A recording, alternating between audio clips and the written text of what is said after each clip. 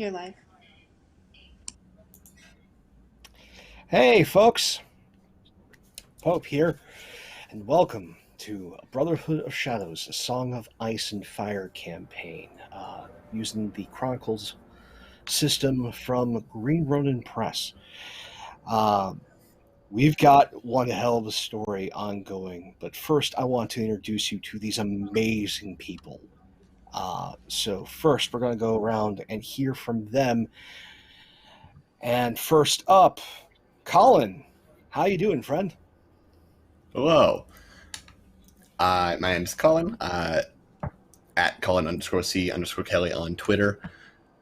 And I play Dawsin, the resident big man with big axe in the group.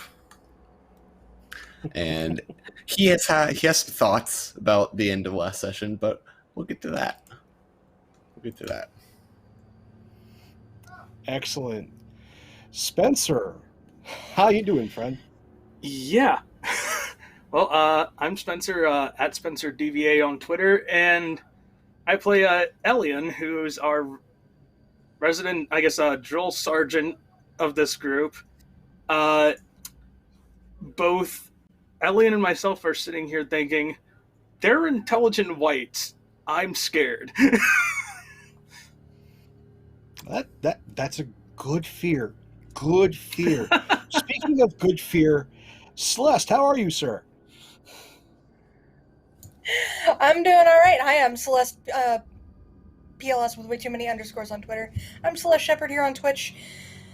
Me and Bryndon are very much scared. Bryndon especially, because he's still really new at this, and he's still really tired from all the shit he's been put through.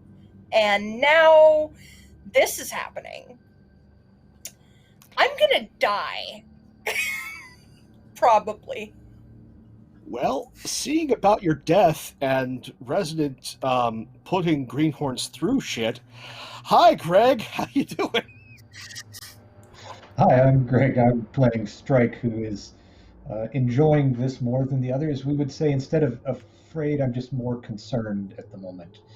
Stryke is an old survivalist. I'd say this is giving him some gray hair, but he's already got plenty to start with. And he's ready to see if he can, how many of these greenhorns actually survive the next hour. We'll take bets later.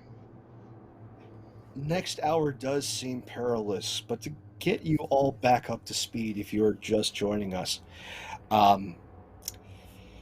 well, we started at Eastwatch by the Sea, along the wall, just at the start, the very beginnings of the Blackfire Rebellion. So, south of the wall, civil war is fermenting, which means north of the wall, well, there is no support. There is no aid. No one's paying attention. But life goes on as a bunch of greenhorns, new recruits to the Night's Watch, are being put through their paces by a group of 4 more senior individuals, brothers who have a number of nights under their belt, with Dawsin, Elyon, Stryke, and their erstwhile and grumpy Ranger Bandrick Bruce, taking along Builder Ogden, Steward Ferris, Steward Edmure Perrin, Steward Phyllis Waterman, and Ranger Gary, all perspectives, all greenhorns, alongside Bryndon, to go and get blooded. There was a report of a pack of wolves north of the wall, acting strange, and might as well kill 2 birds with 1 stone, sending this group out to investigate and more likely do force recon, find out how many wolves there were, have the recruits come back. But not all is what it seems. There's something going on at the old tower that recently was reclaimed by the Brothers of Eastwatch by the Sea, far to the north. And so this trail of brothers, this line of black, cuts through the snow, heading north. They encounter tracks along the way. Looks like they're a pack of 6 wolves, 6 dire wolves. We're tracking a large herd of elk. They decide to camp for the night, the howls of the wolves in the distance keeping them up, making things unsettling. Members of the Night Runner clan decide to come on by during their watch, as most of the brothers slept, just to, talk. More likely talk shit. As finally things got broken up, and Stryke decided to take everybody on a country tour of the outdoors, riding these green thorns through not quite, but close to the worst that the haunted forest has to offer, making their way back to the open road. But just as they camp there, they see smoke on the horizon. Smoke coming from inside the forest. And so next day they decide to go back and investigate. Going back uphill, through that green, frosted hell. Eventually coming to what they think is the source of that smoke. Small clearing, a large pyre that has burnt down, and another one is being built. As they watch, they see a cabin, and they see a lone figure chopping wood. But only one of them actually spots the eyes of the individual. They glow blue. Bright, unnatural blue. And in the midst of their chopping, they pause as one of these large dire wolves comes up, and it seems as though the white can communicate with them, or at least give the big puppy a good pet and send them on their way.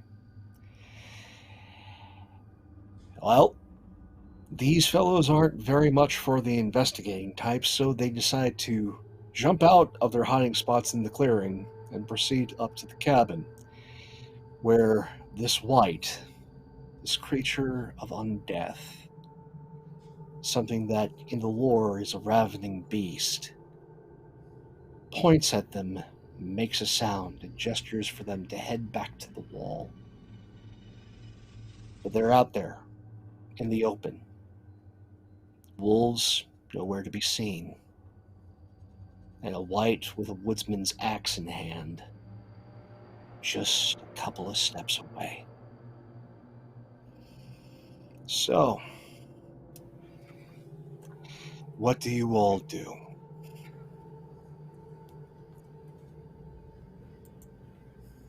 I think we're leaving. Bryndon, did you get a look at that dog that ran off? Did its eyes glow? I couldn't tell, sir. I think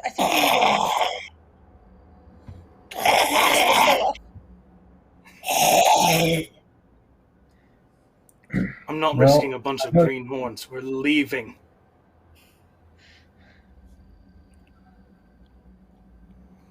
We come back here with people who are more experienced, looking out to all of the greenhorns we have with us. Then maybe we have a chance, but us against that and 6 direwolves, I think several of us are dying if we try to fight.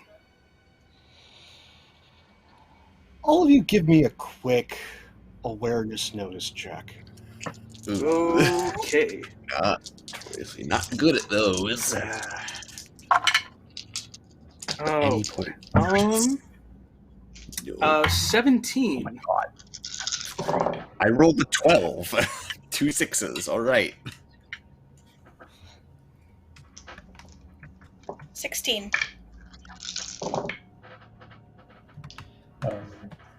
14. Okay, so all of you notice that there's a figure within the brush with a number of other shapes heading this way. Tall. Not quite as tall as Dawsin, but tall. And those other shapes, those could be dire wolves. But Bryndon, Elyon,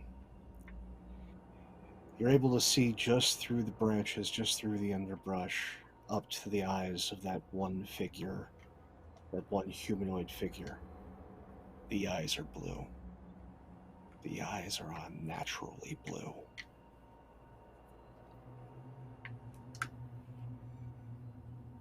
What y'all doing? Well, Elyon, If we were us.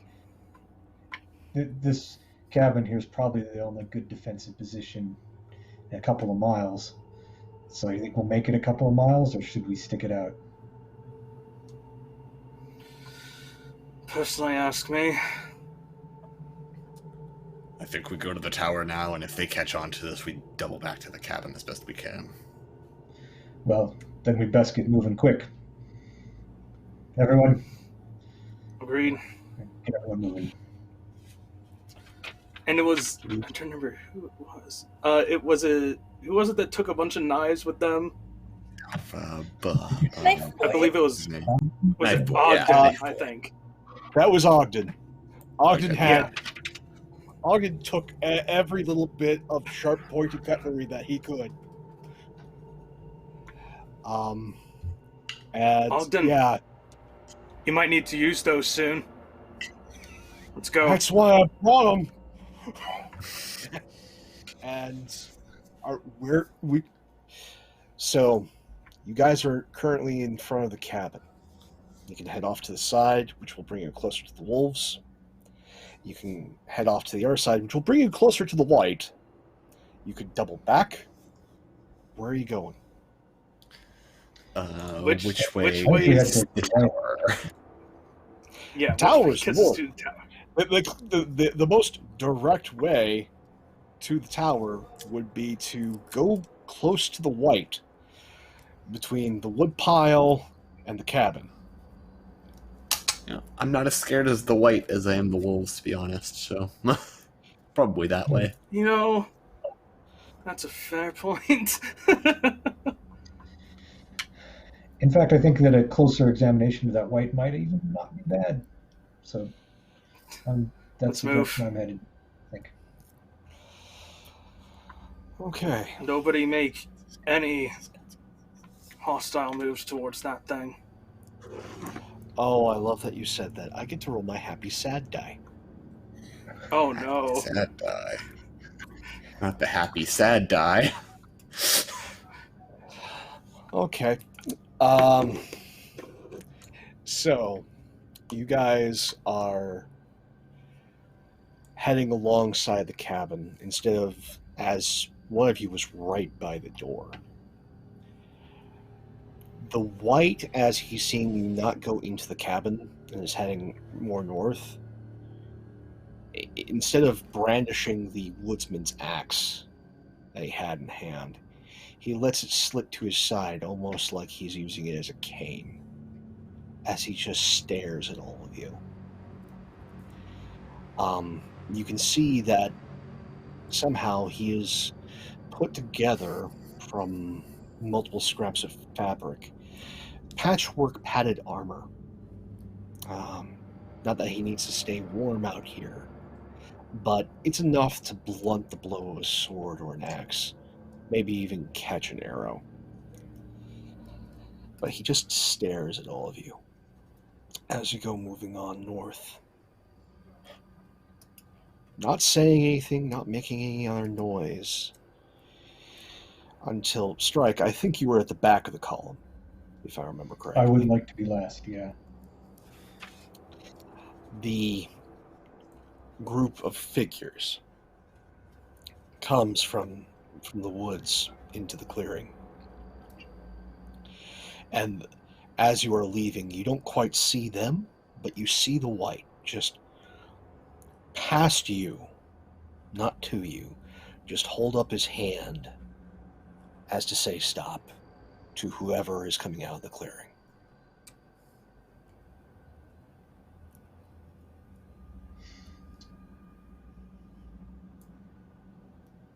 Very interested, but I think we're moving as a group. Right? You guys aren't stopping. Because, yeah. I didn't see him do Dawson's that. probably So, leading the way. He's not stopping.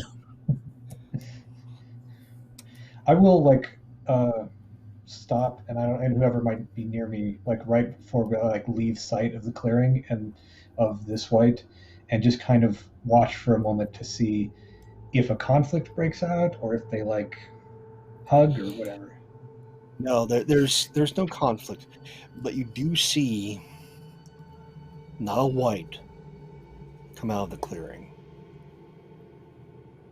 That's a walker. Oh, good. Oh. Good. Love that for us. Frosty body, ancient, long beard, accompanied by the 6 wolves. 5 standard, healthy, dire wolves, and one that could be best described as the wolf. Thing of something's nightmares, primordial, ancient, immense in size. They do not have blue eyes.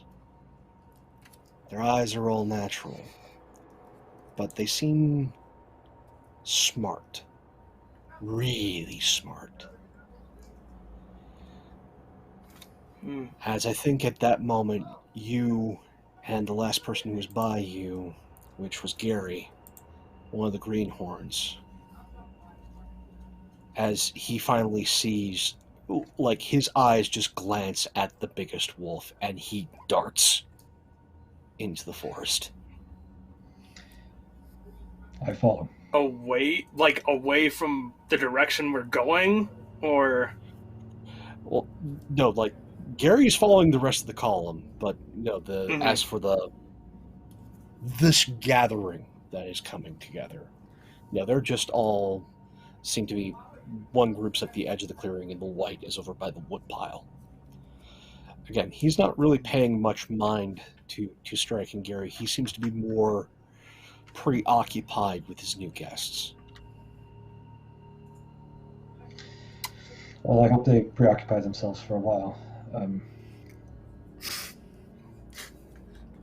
Yep, as I follow and look and listen for sounds of pursuit while we move quickly that direction, I guess. Go ahead and give me an awareness notice check then. There's Stryke. 15. 15. It doesn't sound like they're pursuing. It sounds like one of them, you can't tell who, has probably opened that cabin door. And there's definitely the sounds of feet hitting wooden floor as you flee into the woods. And flee you do. I want all of you to give me a will check. Will. Yeah, just straight up will. Alright. It's a 9. Jesus. Got 3 dice, that's a 7. Oof. 11. Okay. I feel like my will has been zapped, but I managed a 9. Okay. That's this amuses the hell out of me. Um, so everyone but Bryndon is terrified. Es Like- no bueno. Bryndon, you're fine. You've got your wits about you. You're in complete control.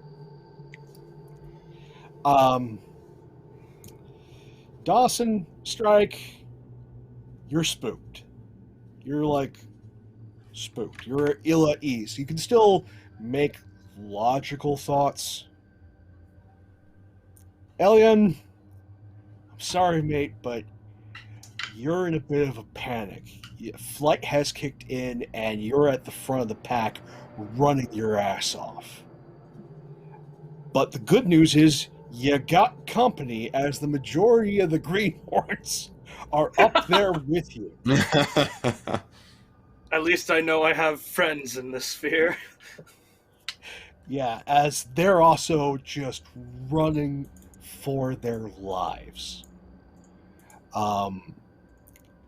Like, Gary was at the back of the pack with Stryke. He's now hot on Elyon's heels. As almost everyone is just running for their lives out of this snowy hell, not knowing whether or not death is on the wind. So that is what's happening for this few, I'm going to say like 5 minutes of just solid running through this frozen hellscape. The haunted forest is a funny thing. The old stories say that it's alive, not in the sense of, trees and green things living, no. It has an intelligence, and it is malevolent at the best of days. Sometimes the trees move. At least that's what it says in the stories. And the brothers find themselves out of one frying pan, and then find themselves along a plateau edge, perilously close to the edge before they manage to stop themselves. Trees run all the way up here. The only reason you stop, the only reason you know that there's an edge, is that Edmund Perrin goes over that edge and is now dangling from a tree branch, a root really, over the edge. What do you all do? I'm immediately there, offering my hand, trying to pull him up. Okay. Dawsin I'm just gonna goes say- down full height and strength if he can. I'm going to say this is happening quickly, and Bryndon's the only one that can get there in this moment. So, Bryndon, Alright. I want you to give me an athletics strength check. Okay.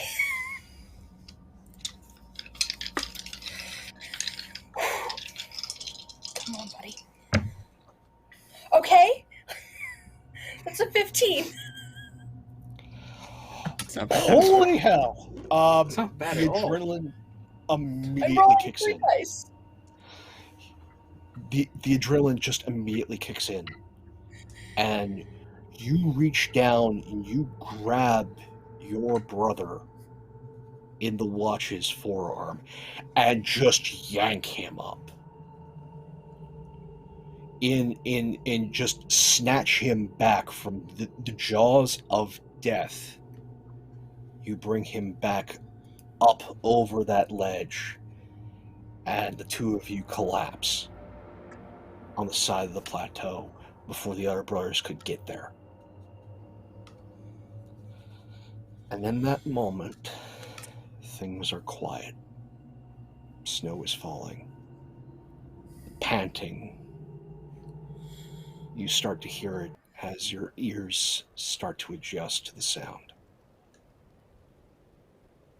It is cold, colder than it's been, as all your breath is seen.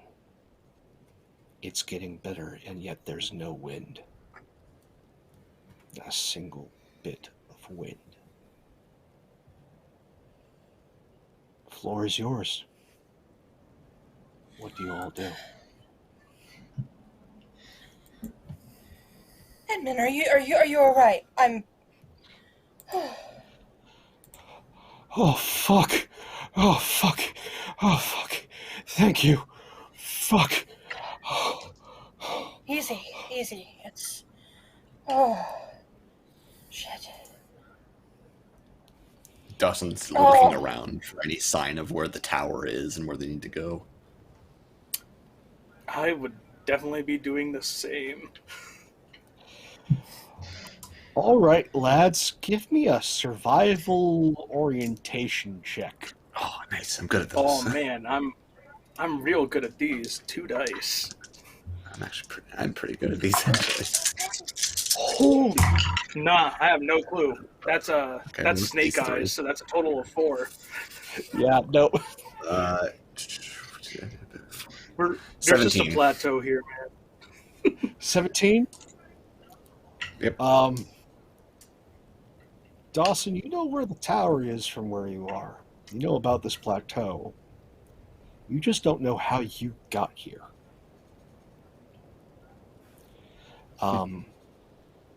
This should be an additional day's journey to get to where you are. But you're closer to the tower. You only got 2 days worth of hiking from here to get to it. But yeah, no. You follow the plateau north until it starts to slope back down. You go through, well, Stryke will think this is a pleasure palace, but there's a frozen swamp as you come off the plateau. You go through there, you'll make it back out to the coast road. And then it's just 1 day hike on the road. You'll be at the tower.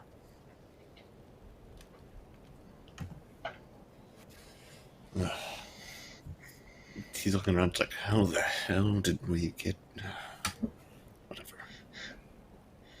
Strike's is last to the group as he catches up, and obviously looks a little bit frazzled as well. But he'll go up to Dawsin and Elyon and kind of whisper to them as he gets up there. There was a walker back there. It all feels kind of cold, doesn't it? Like a white walker.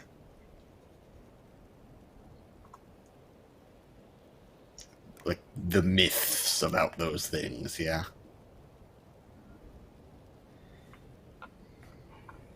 Yeah, I'm not really sure what was going on there in the cabin, all things being told. But I haven't heard any sound that they're pursuing us yet.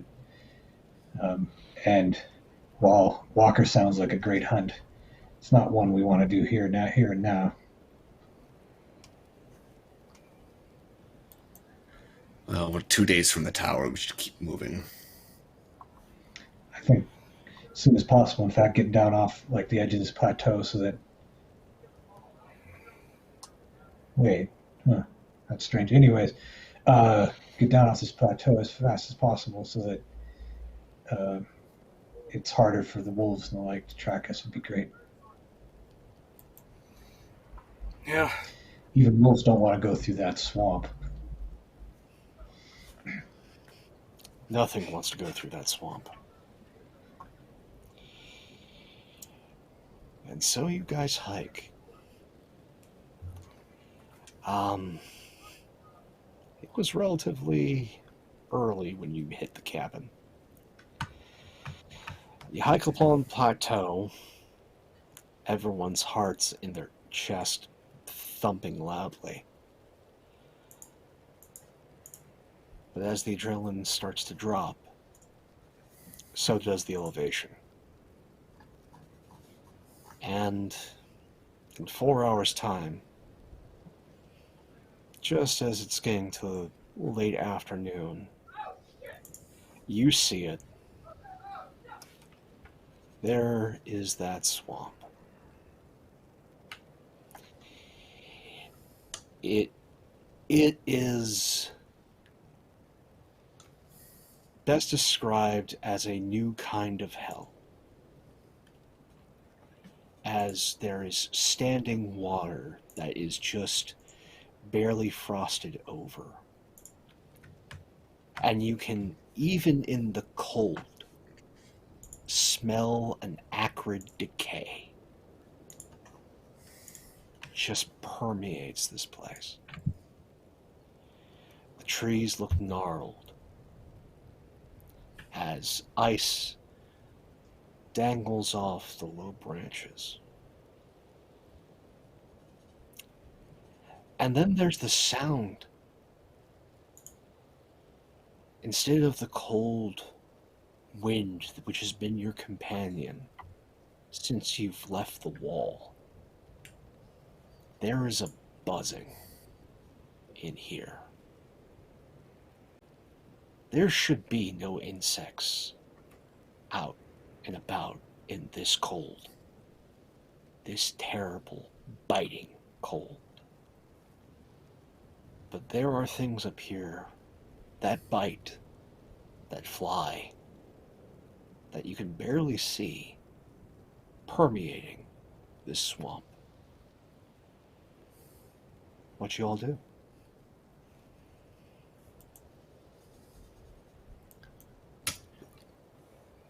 Are those Hell are bugs, doing up sir? here? Right. Sure Dawson seems is like it. visibly confused look from Dawson and why there are bugs up here.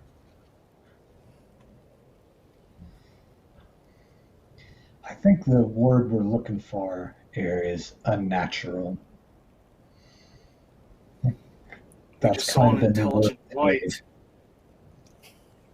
I think everything we've encountered today can be described as unnatural.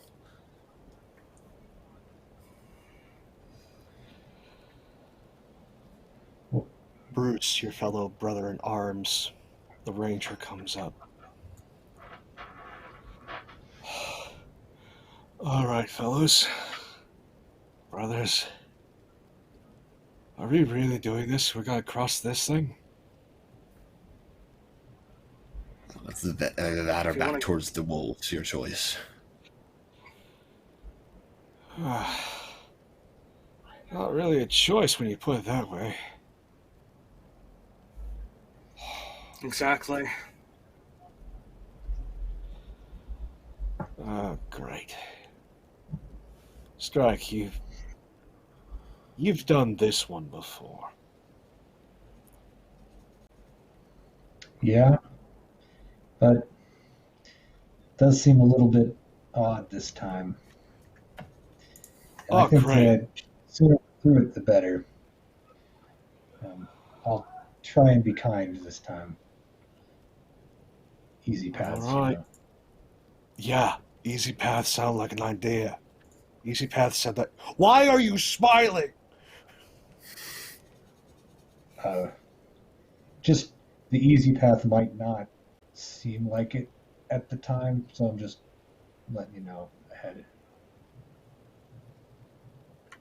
Like his entire face just is crestfallen at that knowledge. Yeah, he just turns around. All right, boys. Hike up your cloaks. Looks like we're going through.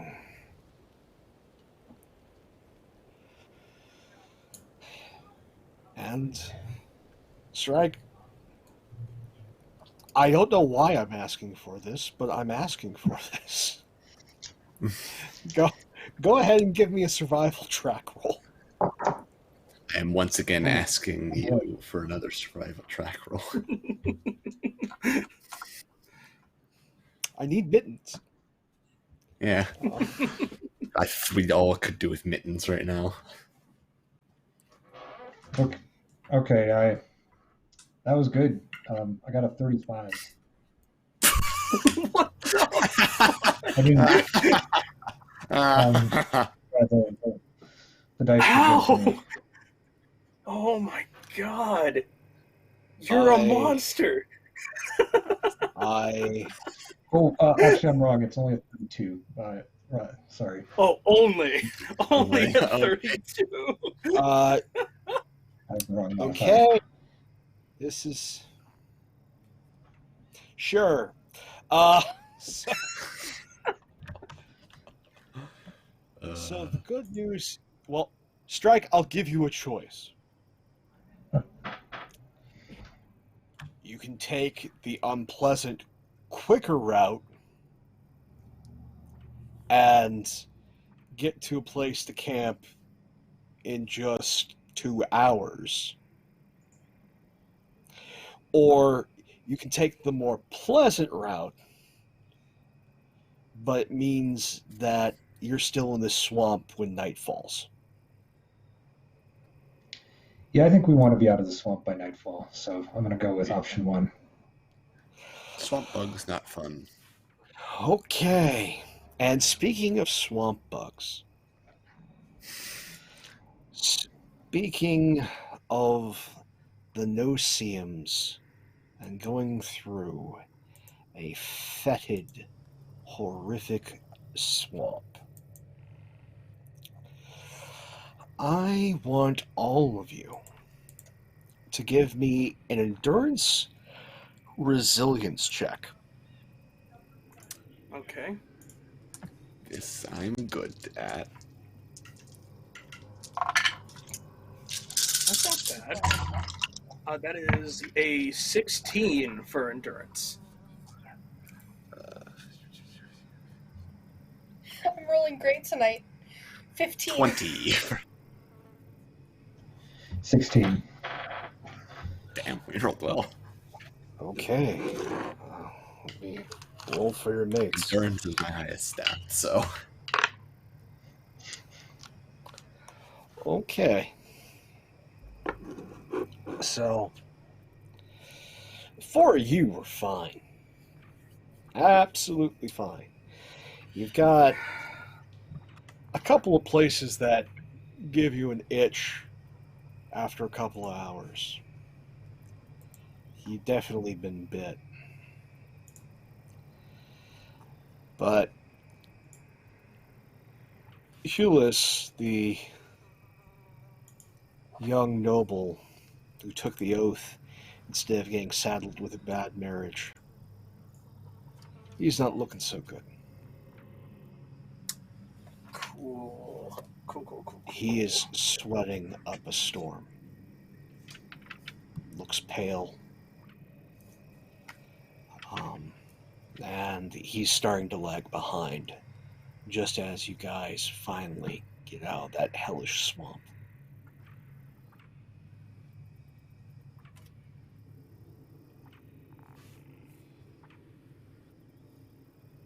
Okay.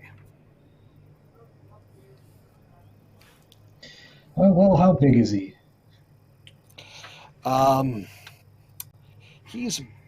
He's a fairly strapping fella. 6'1". Well-fed nobility. Muscled.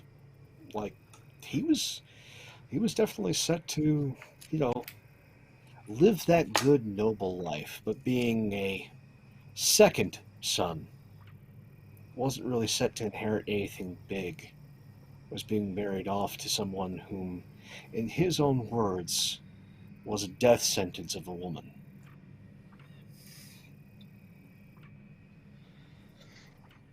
Well, Dawson, hopefully he sleeps well tonight and looks better so you're not carrying him tomorrow. Just kind of grunts at that.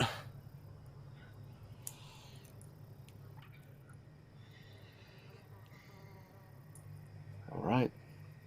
So you guys start making camp. Anyone want to give Hulis a once over? Anyone got medicine kit? Or at least wants to take a look at him? That's not a me thing.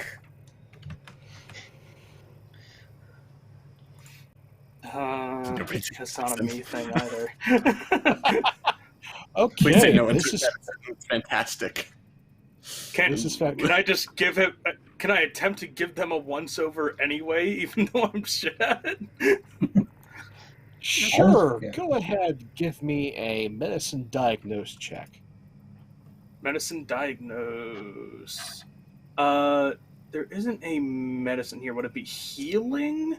It would be healing. Yeah, Okay, 2 dice. yeah, healing diagnose. That would be a 9 for healing diagnose. You have It's not no awful. idea what he's got. He's definitely feverish. He's not coughing, but he's really pale and is very lethargic. That's all you got. All right. I'll relay that information, but don't know what exactly is wrong with him. Feverish, Well, it looks like lethargic. we might get a chance to learn something about field medicine, I guess, as well, huh? Good learning experience for everybody. Maybe. Just Yeah, hope he no, it's not survives great. tonight, whatever it is.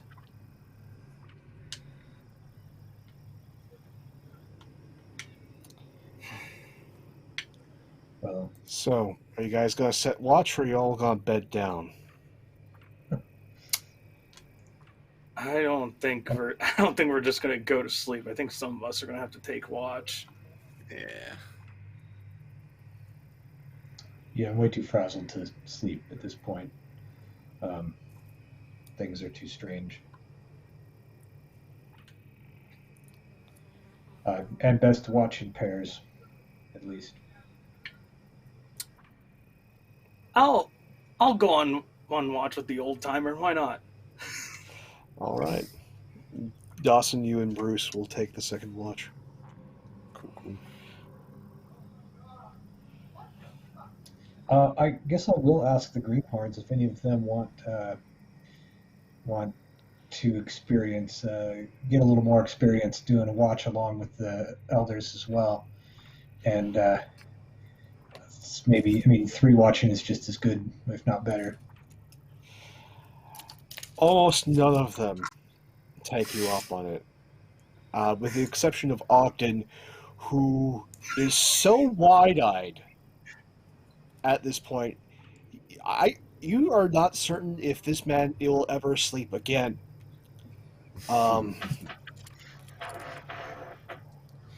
But yeah, yeah. I'll keep watch with you. I'll take one as well, All sir. right. You can take second watch with Dawsin and Bruce. Yes, sir. I'll make sure you get up, Bryndon. Don't worry.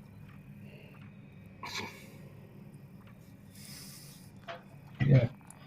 Bryndon, I heard you did save one of the brothers earlier today. Good job. I just did what anyone would have done, sir. I don't think that's true. So, good. I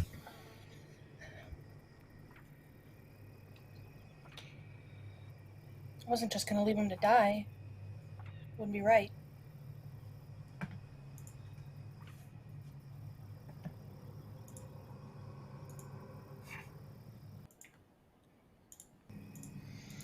Thanks. Well, we'll try and make sure we don't leave anyone else to die either, as my glance gazes over at our sick friend, and then move towards the watch. All right. For those that are watching, first watch. Just an awareness. You don't get notice. The Oh, forest boy. is not happy with y'all. Love that. 13 Well, awareness. I'm making up for some of my survival rolls. I got a 5. Oh, God. I Stryke, assume you're Ogden didn't do hot either. we'll get to Ogden in a moment. Stryke, you are preoccupied. Actually, you're so preoccupied. Give me a cunning memory test.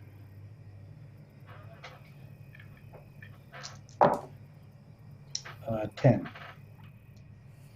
Yeah, you're just going over in your head everything that you know about whites and walkers.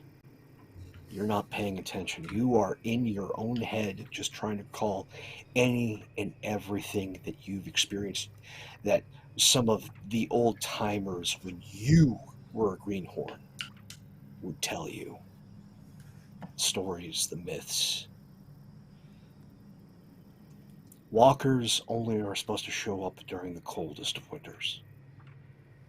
It's not winter.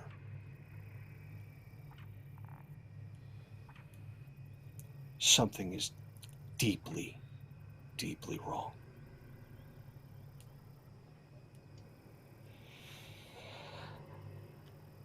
Elyon,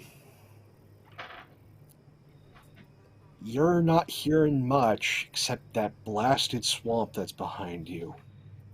Sound of all those buzzing insects. You don't see anything, and you definitely don't feel the pinch of or sting as you are gathered around the fire. But there's nothing that you see or hear except that terrible, terrible noise. Ogden is wide-eyed. Wide-eyed and just fiddling, going back and forth with all the different small blades on his person. But the hands know what they're doing, while the eyes are not paying the hands any attention. As he just stands up straight in a moment, pulls one of those daggers, and hefts it into the forest. And you hear a thud, a tremendous thud. Is it like blade hitting flesh thud or like blade hitting tree thud? No, squelching sound and then body hitting ground thud. Oh. Oh. I look over to Ogden with a look of... You can't tell if Elyon looks aghast or impressed. What did you just hit? Don't know. Wasn't a person. Big though. I just load up my crossbow and I just aim semi towards whatever the hell he's looking towards and wait to see it at least be lit up by the fire if it's still alive before I shoot at it. There's no movement.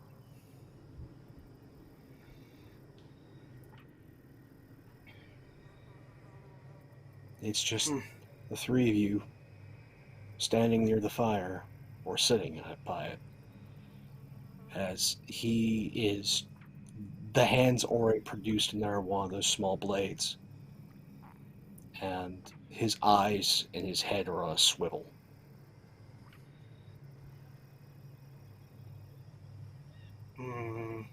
Don't see no one. This.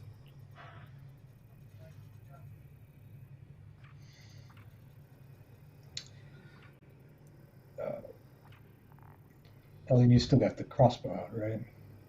Yep. I'll go grab a torch from the fire or something. Yeah, you can grab a torch Small easy. flaming brand. Well, guess I best go take a look. You two keep a close look. And I'm gonna slowly walk over towards where he threw the knife. It takes you a bit because you're being careful. But you finally get to the edge of where the firelight dies out and it goes quickly to black. Except you've got your torch. And then a few steps further, there you see it. Inky black coat. Black as night. Huge beast. With just the last bit of that dinner knife sticking out of one of the eye sockets. Shadow Cat. Is that? Oh. Isn't the shadow cat the same kind of animal that's like that was like our masthead that's back at Eastwatch? I think. Mhm. Yes, it is.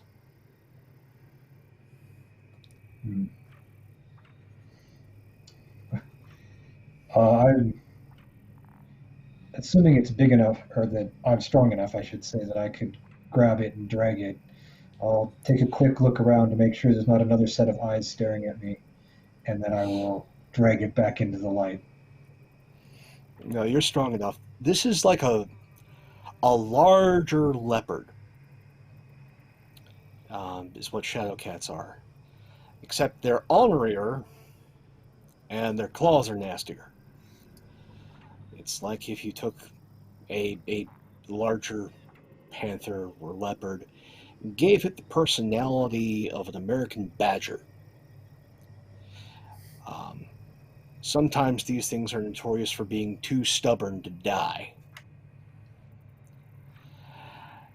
You grab it.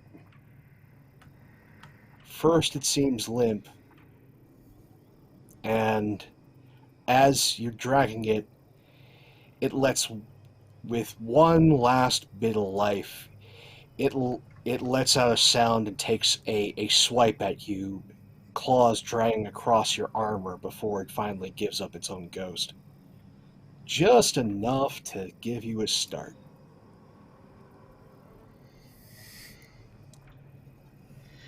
I startled, drop it there. A little bit of shout that louder than it should have been, and then a bunch of swearing as I go. I can't believe I bend down and take my knife and cut the throat just to make sure that it's fully dead. Before I continue my swear-laden return to camp.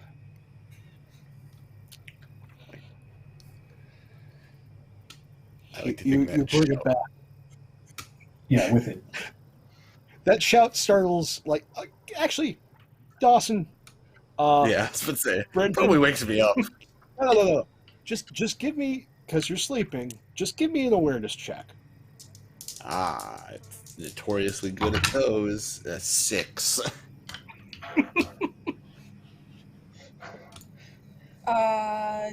The 12? Dawsin, you are sound asleep. You're almost sawing logs there, big fella.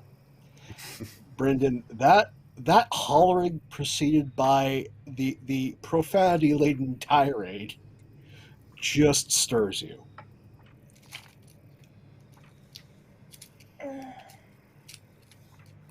Was that a strike? Something wrong? It's fine. You still got another hour. Go back to sleep. Ogden did Alright. good. This is probably Good your job, first. Ogden. Sleepy. Yeah.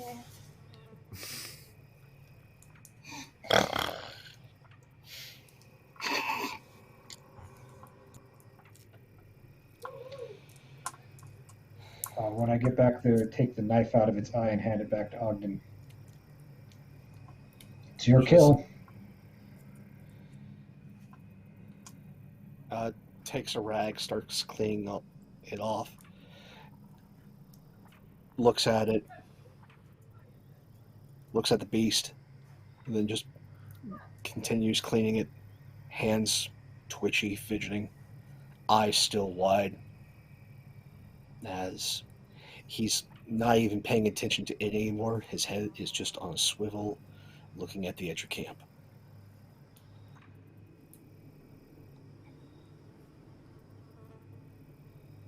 You know, Ogden, how did you learn to throw like that?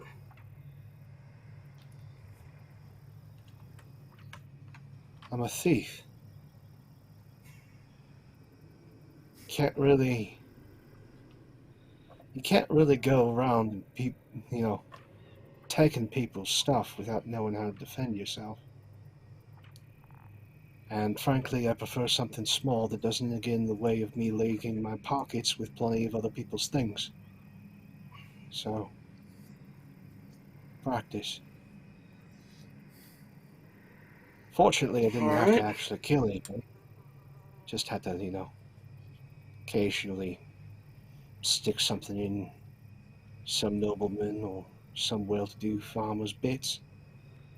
No one died. That you know of? That I know.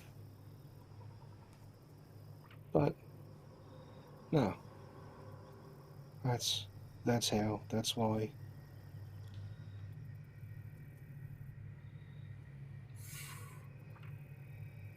I'm guessing there's a lot more of these things out there. Probably. Big things. Great.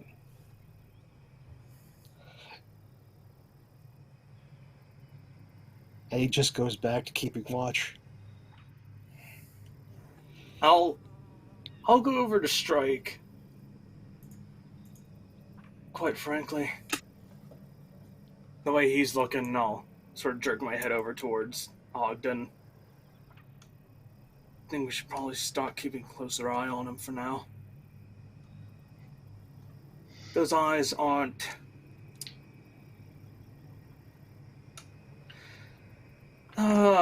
seems to be our word of the day, but natural.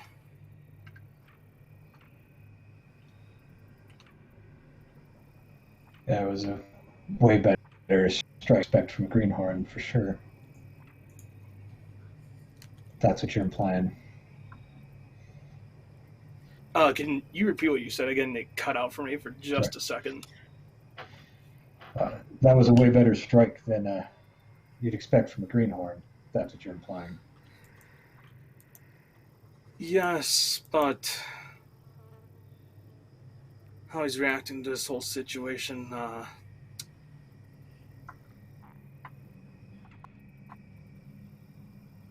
keep an eye on him.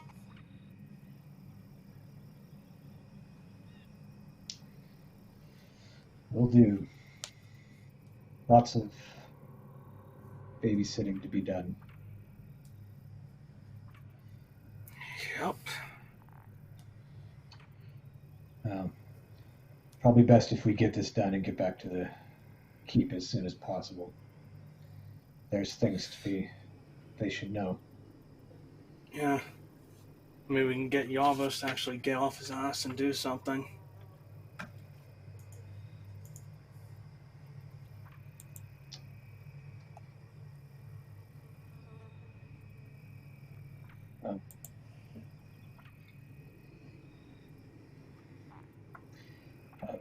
So I think that's it for now. All right, then. Till the next watch, hopefully uneventfully. Yeah, no, it ends. Your watch ends uneventful, as the next one are brought up. Dawsin, Bryndon, Bruce.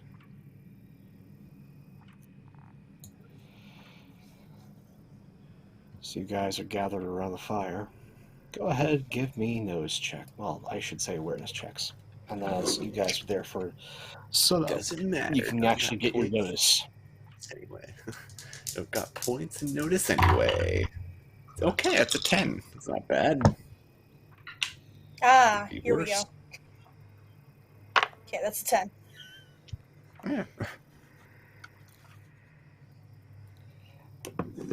Yeah. No. There's the sound of that blasted swamp. The buzzing never stops. You have the sound of the crackling campfire and the corpse of a shadow cat that's been brought into camp. In the exchange, you found out that Ogden just stood stock upright, threw one of those dinner knives, and took the damn thing out.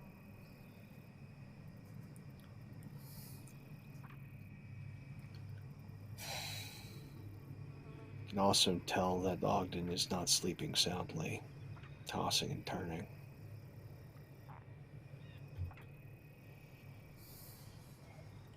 He's not a quiet sleeper. Not tonight.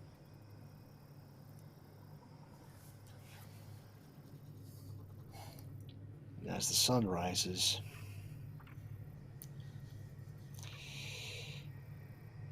start hearing birds as a bunch of crows start perching on the edge of the swamp.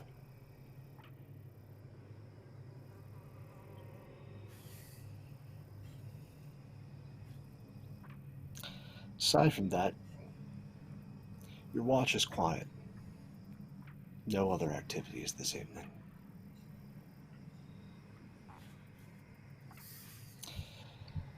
But as you're all checking in, you find that Hulis, in the night, didn't make it. Died in his sleep. Whatever bug bit him, whatever thing that was, it got him. What do you all do?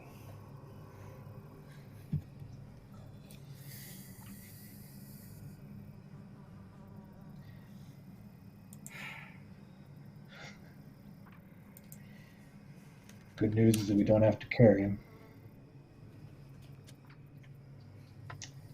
Bad news is it doesn't look like it's hard to bury out here, yeah.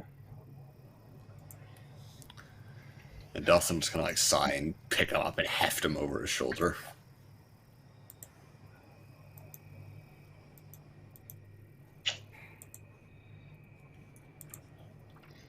Well then,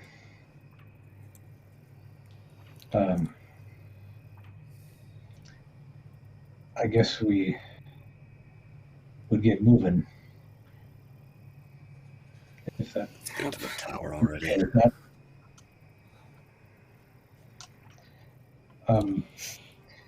is the shadow cat good eating? Stringy, but it's edible. Yeah, I don't think we want to take the time right now, but I'll drag it over by the crows before we go. You toss it to the crows? As you guys leave, the crows descend on the carcass of the shadow cat.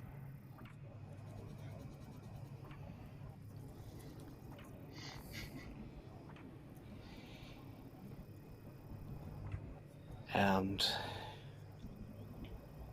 with a dead brother in tow, you heft your way to the coast road. And you have a long, long walk.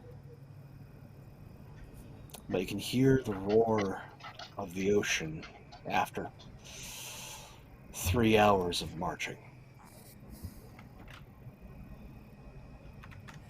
Then, after another hour, you actually see the ocean. The sky is a terrible gray as it continues to snow.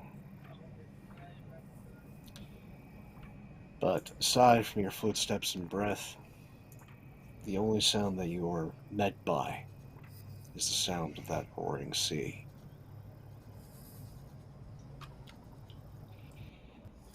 And then we cut to someplace else. Maybe someone else. As previously, something had attacked one of the Black Sail ships of the Brothers of Eastwatch. There was some sort of town that was in sight.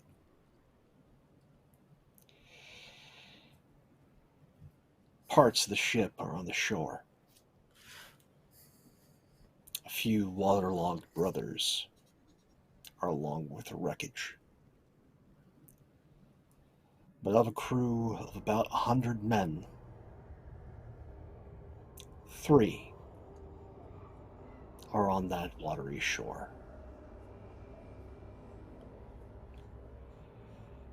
They look up, and then in the distance, they can see the tall tower, a tower, maybe a lighthouse, of Hardhome.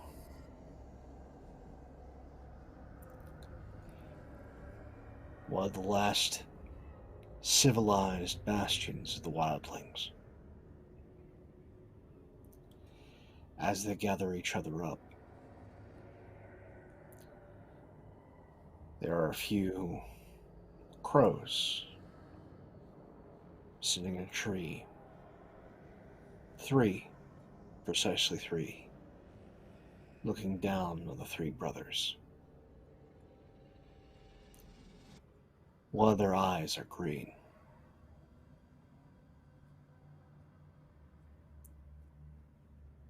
One of the crow's eyes are green. Then we cut back to our column of brothers in black. They number 9 now. They used to be 10. As they continue making a march to the tower.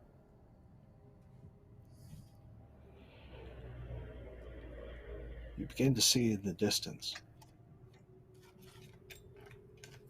You can make it out through the snow.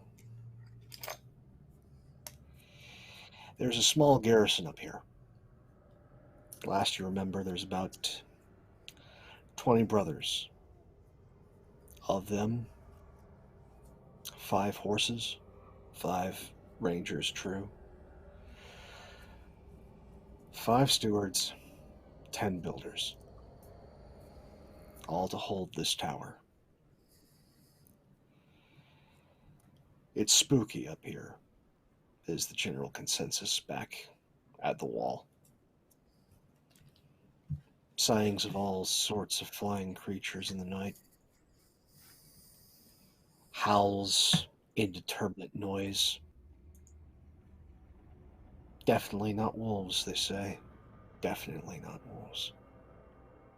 Might be night runners just trying to psych out those that are at the keep, but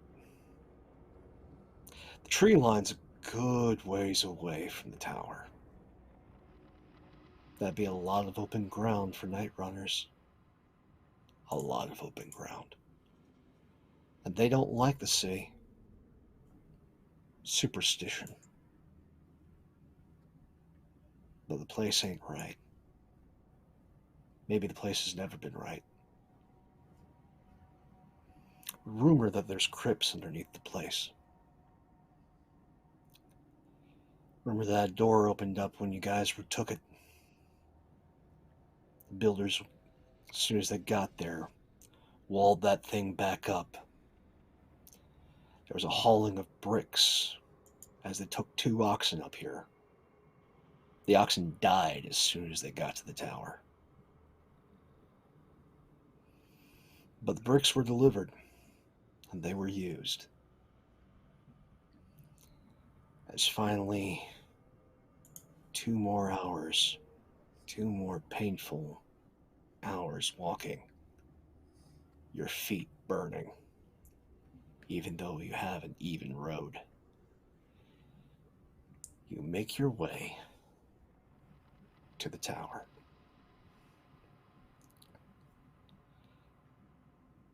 It's real quiet. There's not a soul to greet you. Usually, a spotter would blare out something from a horn, expecting signal back. There's no sound. What do you all do?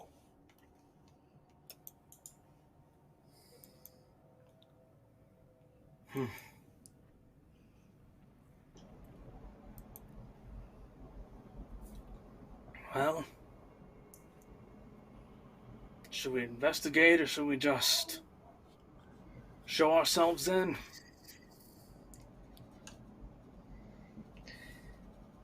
I mean, splitting up and investigating pretty much the same as just going in and taking a look right now. I don't think any of us are in great mood to split up. So let's just have a cautious look, I guess, huh? Find about the best we can do.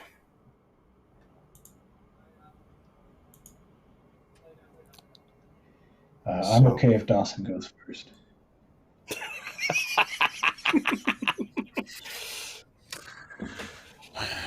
Yeah, I'll go in first. Y'all doing this quietly, or are you just going in bold as brass? I don't think there's much quiet about us, but yeah, with my 2 stealth. Okay, And bold as brass it is. yeah. So you get up to a small exterior wall, palisade fencing, timbers taken from the haunted forest erected. And you get to the front gate. Gates barred from the outside. Timbers have been put up in place. A small earthen work right at the bottom, maybe a foot high, to keep those timbers in place.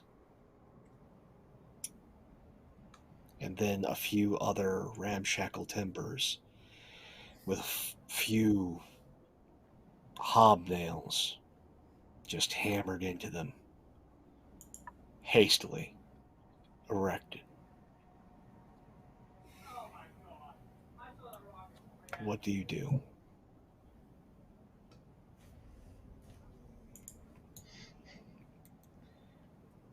Look for windows. Well, there are plenty of windows in the tower, but that's a good ways up. But you can go ahead and give me, let's see here.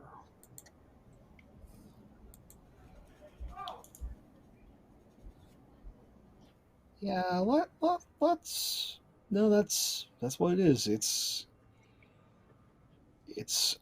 I will take an awareness notice, or I will take a warfare tactics check.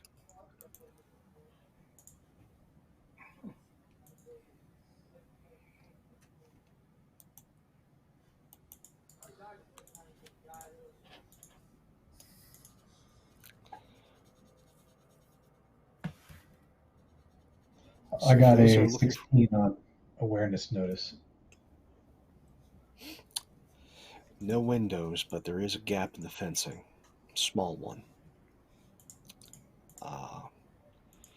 It takes you a bit to get around to it, but there is a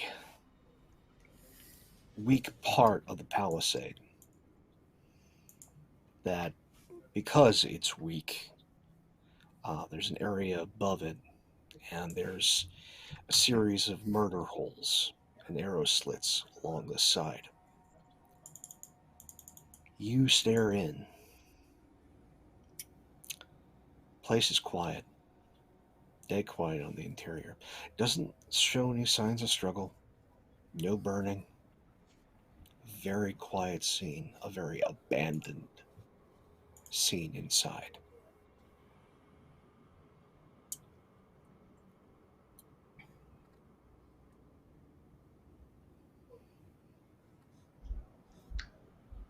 So looks pretty quiet in there, but it's pretty disconcerting given the nature of our last couple of days to see someone looking like they're trying to keep something in. Somebody in.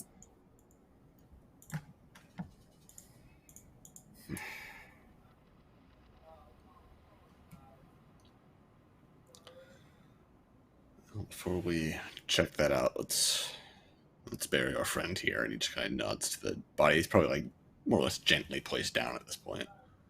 Yeah. The tower's pretty close to the sea? Or It is on the last stable spit of land before you get to the beach. Beach is all of maybe a fifth of a block away. It is close to the ocean. There's even the remnants of what looks like a rough floating dock still dangling from a chain out on the ocean.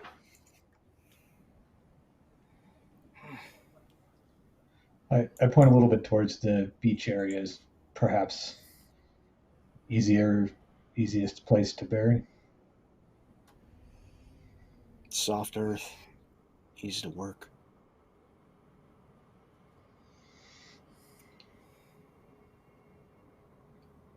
Probably our best bet.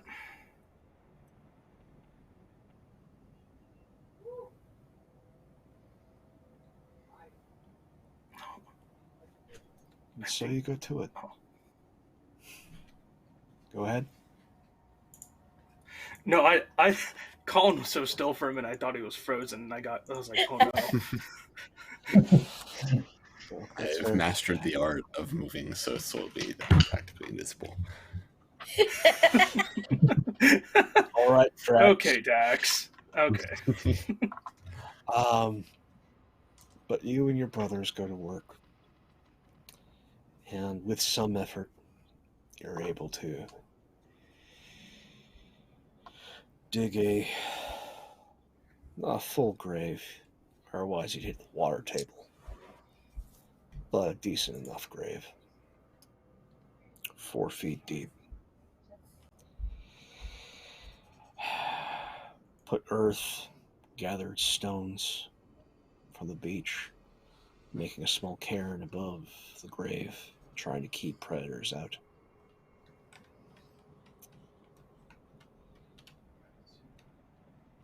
Anyone want to say a few words?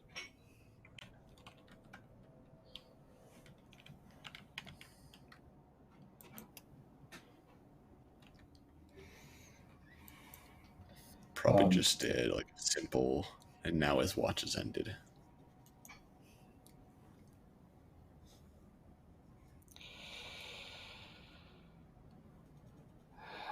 And they are men in unison, and now his watch has ended.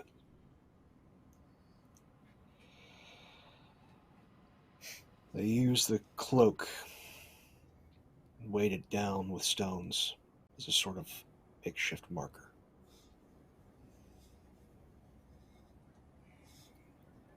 As they gather up the rest of his things, good steel, castle forged steel is hard to find.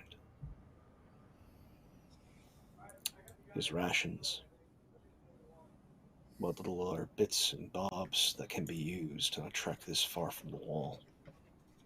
Not a bit is wasted. And you all have a decision to make. Do you head back to the tower? You head back to the wall? where you go. Suppose it's probably getting dark soon. You've got maybe 90 minutes left of sunlight. Tower it is. I think so. I mean, it's what we're here to do anyways, and none of us really want to sleep outside tonight. It's the most defensible place we've got. We just have to solve a mystery, so point towards the door. Indeed. So you're breaking the door open? Breaking the gate open, I should say. Sounds easy enough. Well, you're working together, yeah. With some effort and a lot of elbow grease, you're able to take the earthenwork down and remove the loose timbers at the base of the structure. Takes a little more effort with some camp tools to pull the boards loose. But after that, you're able to open the gate and look inside.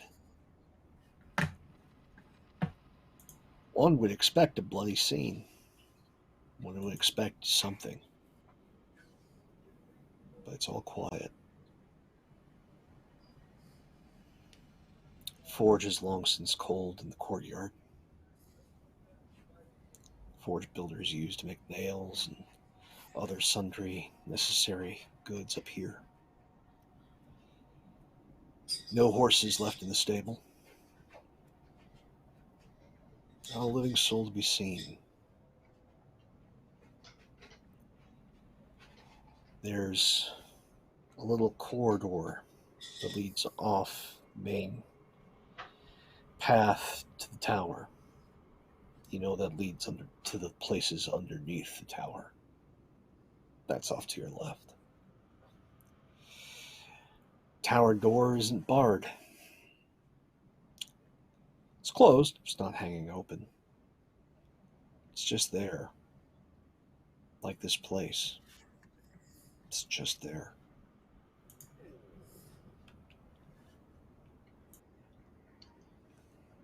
Well, we best check it top to bottom before sun sets. If any of us feel comfortable sleeping here.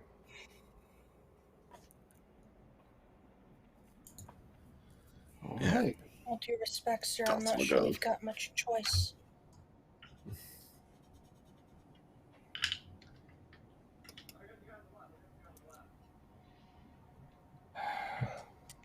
Hopefully it'll be as comfortable as it can then. But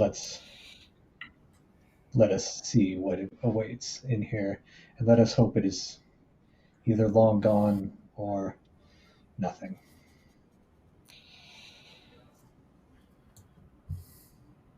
So are you splitting up to search this place, or are you all staying together? Split up, more fun. Dawson will probably just go off on his own to start checking things. Oh, goody. I'm If I'm people, if going people with want to Dawson. follow him, feel free. Yeah. If people want to follow, feel Elyon- free, but he's single-minded going around. Yeah. Elyon's going with Dawson. No surprise there. And Ferris is going to go with you because Ferris is going to go by that suggestion of just hide behind Dawson. That has not failed him yet, and so he's sticking with it.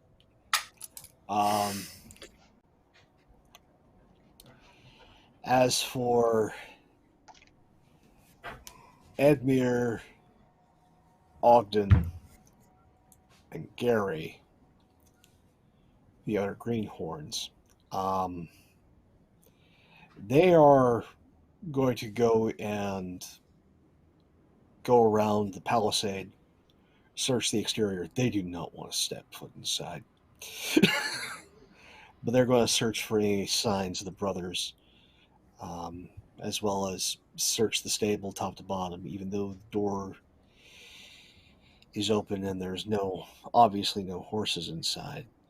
They're going to go and set a search there.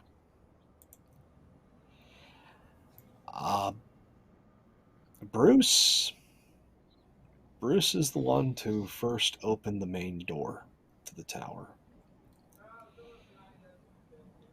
And go ahead. I was just going to say that there's, if we do groups of 3, then that's Bruce, Stryke, and Bryndon is the other group. Okay. Now that makes sense.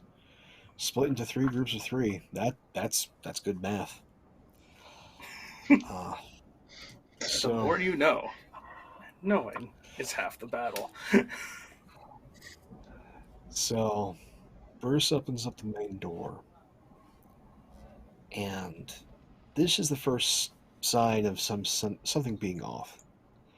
As this main door, there's a small foyer here, more of a murder foyer, as there's a small walkway and there are definitely murder holes above and to the sides as you come into the tower, before you reach a well-made iron-shod gate that hangs open. As you proceed in, it opens out into a large hall. There hasn't been partitions. Off into the corner of the hall is what you can see is probably a small mess. There are still bowls on the table. There are still places set. There are flies that are buzzing about the place.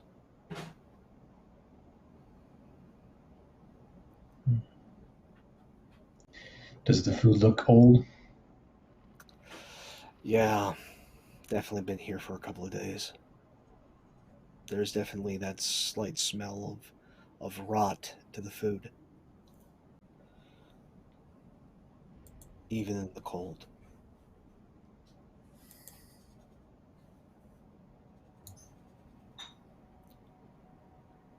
So what are we doing? Who's taking up? Who's taking down?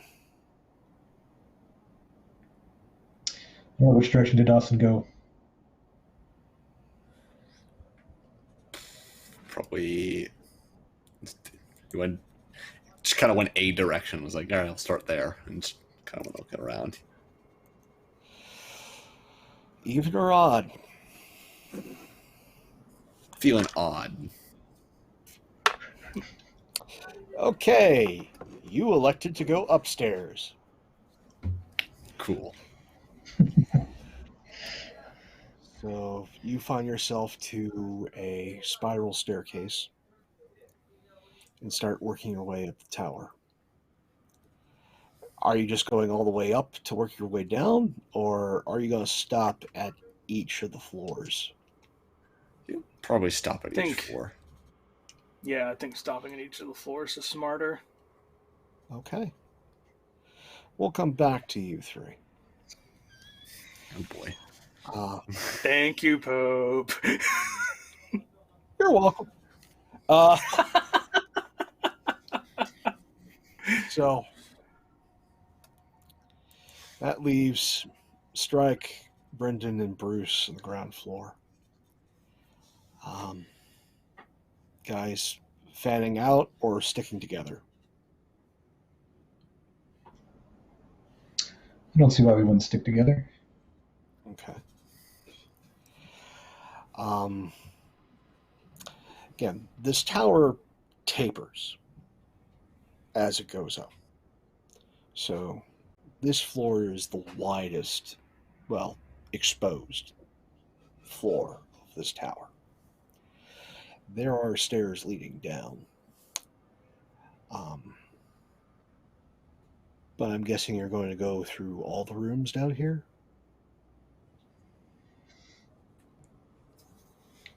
I think we all would rather check up all of these rooms before we go into the basement, because it means longer before we went into the basement.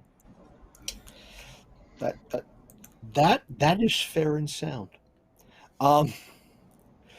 So you guys fan out here. Probably first going to the actual kitchens for the mess. Um, things look like they were left in a hurry. Fires burnt out. Um, long since cold. Door to the larder was left ajar. There's definitely some food spoilage down there, but there's still some rations down there that are good. As you pass through, you open what you think is the armory. There's not a single weapon left in here. There are some bits of armor that are left. Doesn't look like there's a single full suit that is all from one set, but you could probably cobble something together. Maybe 6 sets of armor from what was left behind. But all the arrows, all the bows, every sword, spear, and axe, even what looks like racks that may have held a mace or two, all of them are gone. Every last one. You move into another area that looks like map room. Most of the maps are gone. Most of the scrolls and scroll racks, all taken. Books that make up a small library shelf in here, they're left. As well as one massive map that is pinned to the table. It has a number of different symbols. It shows a large extension of the coastline going up a bit past Hardhome, and then all the way down, even into the first gift south of the wall, as well as a good expanse of the ocean, of the narrow sea. Notations of currents. And then there's a number of different pins that have small little jewels in them. There's an onyx pin pinned in Hardhome. There's a ruby pin. Well, a number of them pinned throughout different sections of the Haunted Forest. And then there's a green pin that is north of Hardhome that has a large circle around it in black ink.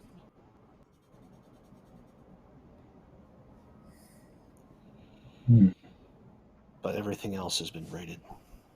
And that's all you can get off the map.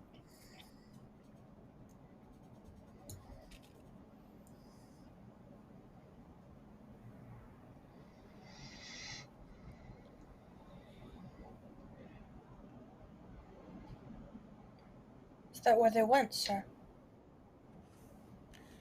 That green one with the circle around it. Could be. I'm not going to worry about that too much right now. But that's for perhaps later conversation, I guess. Anything else? What do you think those red pins are?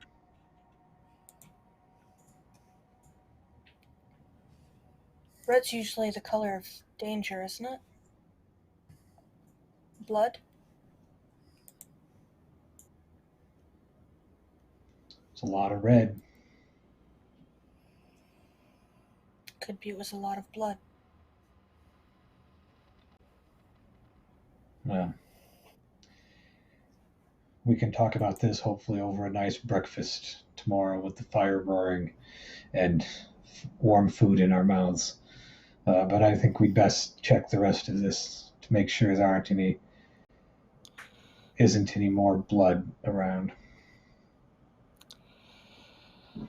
There's a few closets that you end up checking. Looks like there's the mops and whatnot are still in place. You still got all the buckets. But that's it for this floor. Then there's downstairs. You going down? That's the next thing. You head down. It's long and winding. It takes longer than you were expecting. Like, usually it's just a single flight to get down to the basement. This one's 3 flights. But you don't get all the way down, as there it looks like a bunch of those armor sets, weights, a table or two, have all been thrown up barring the door.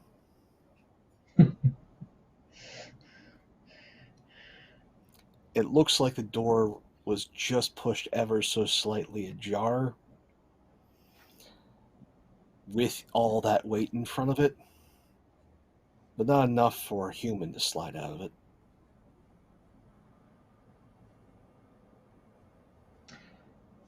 Bryndon, you're not very big. Very big. Can you get a peek through there and see anything? I'm not sure I want to, sir.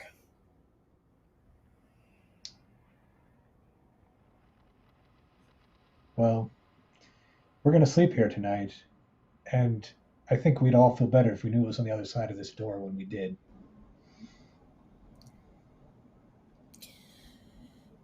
You have a point. All right. Oh, God. Okay. Give me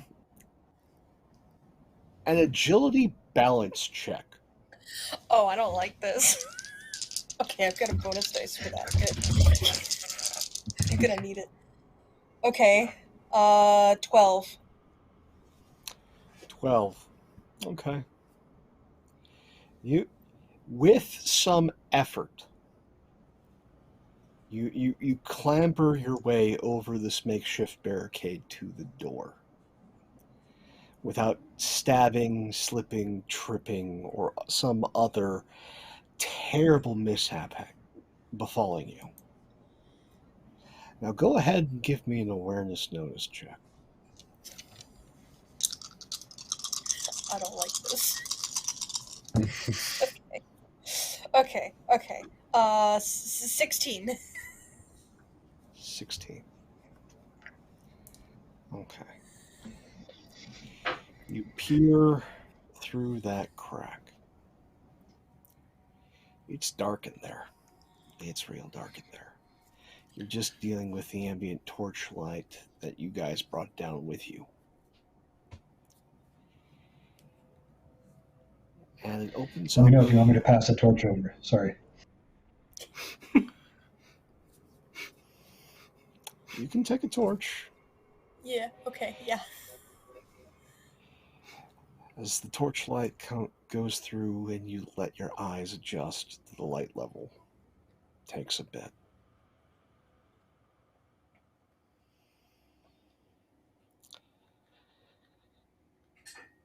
You don't see much through that little gap. But what you do see doesn't quite add up. Definitely looks like there was a struggle in there. Furniture has been thrown askew. Definitely some of it broken. There are claw marks on the floor, like something with large talons was dragged. And then, just to make things more bizarre, make your head hurt, make your stomach just churn because it makes no sense. A couple of bits of furniture are just upside down, sticking to the roof of this place.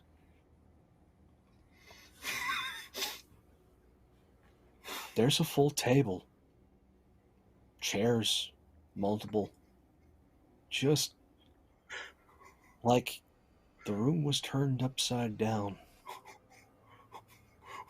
What the fuck?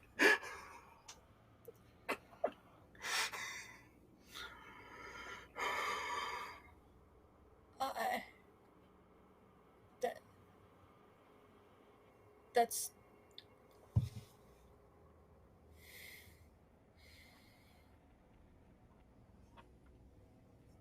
I shut the door. You shut the door? Give me a athletic strength check. Door don't shut. Nope, that's a 5. You go to shut the door. And then all of a sudden, something with all of its strength and weight pushes you and the door. You are sent Nope. head over heels, ass over tea kettle, barreling back. You're going to take from that fall through the barricade. Oof, you land with something in you. Go ahead and take 3 damage. As a bit of armor decided to marry itself to your forearm. And there's this heaving breath from behind the door as something continues to just badger this door, throwing all of its weight and making this almost animalistic sound of heavy breathing and grunting as it just smacks again and again and again into the door of the barricade. But it can't seem to just, even with all its might, push it more than it was before.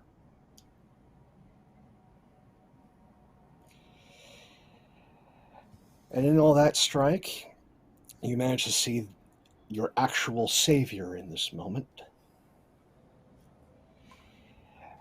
It looks like there's a number of wedges that have been put underneath this door frame that it can't push past, and are just being wedged further and further underneath this door with every smack. Yeah, well, I think it's time to back up the stairs slowly and carefully. Bryndon? I grab Bryndon by the back of the neck and make sure that they come with me. Yeah, there's a bit of a plate van brace that, in being pushed over, snapped, and a piece of it is buried maybe half an inch into the forearm. It's a nasty cut. Nothing that a couple of stitches and a good bit of alcohol won't fix. Yeah, and also a problem for the top of the stairs, not the bottom of the stairs. So yeah, we'll deal with it up there.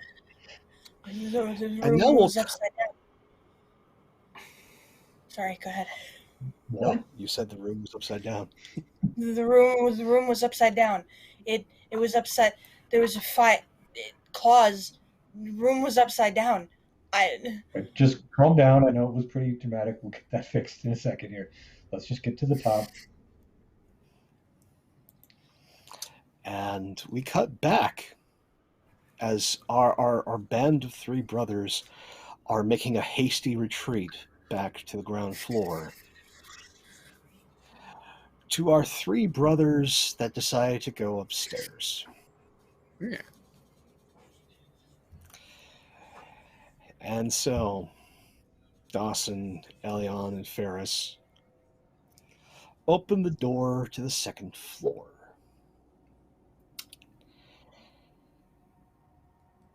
This place is the actual, like, barracks for the tower.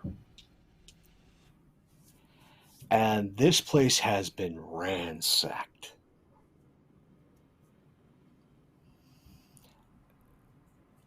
What linens that were on these beds are all gone. The foot lockers at the base of each of these beds popped open. Barely a thing left inside. You might find a bit of crust and dust, maybe even a coin or two. Maybe a small dagger or knife. Maybe even a bit of summer clothing. But almost everything has been taken out of every single footlocker. There's not a bit of linen left. Beds are still there. You got mattresses to sleep on. You've got some pillows. About a third of those that go to the beds are missing. As you head into the washrooms here and the baths, soap's gone. Like, this place has been tossed and taken of almost everything vital. There's a couple of towels left in one of the linen closets, and you're pretty certain there's a maintenance closet here that definitely still has its mop and buckets. A couple of rags. But this place has been thoroughly tossed.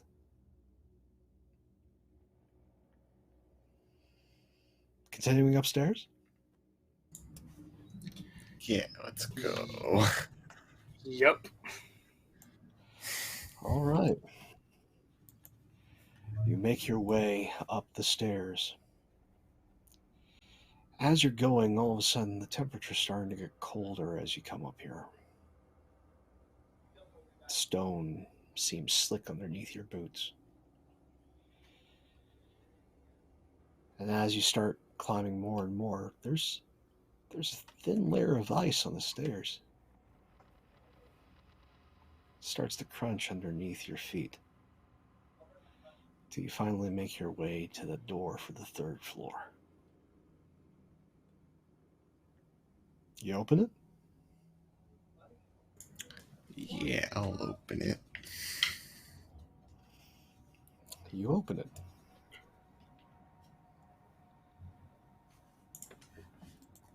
And it looks like there's a number of individuals, a number of brothers, faces wrenched in horror. They are ice. Frozen solid.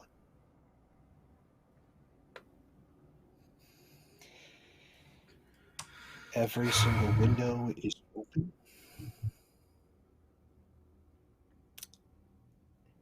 And this place looks like it got hit with something, but there's no real word that, or words that you can use to describe it. It's like some sort of explosion happened in here, tossing everything topsy-turvy and locking these three brothers into that terrible, terrible contorted forms. Now, okay, if I'm looking at these three, how are they oriented? Are they like almost like blasted against the wall, or like? They are all on their way to the door that you have opened. Oh, that's grisly. Concerning.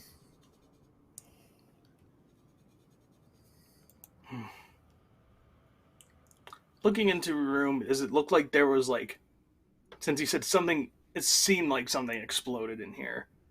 Is there a part of the room that kind of looks like it was the quote unquote ground zero, like where it emanated from?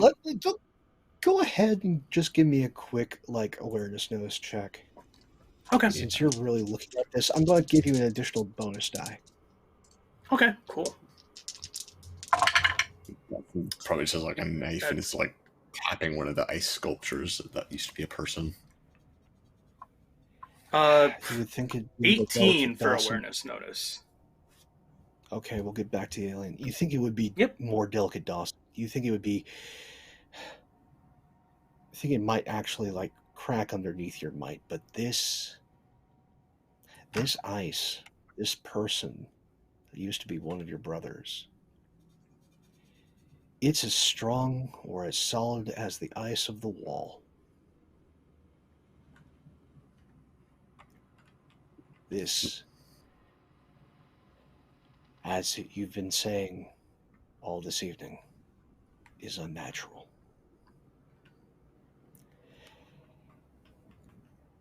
Elyon, you go past the edifices, the standing ice statues of your brethren,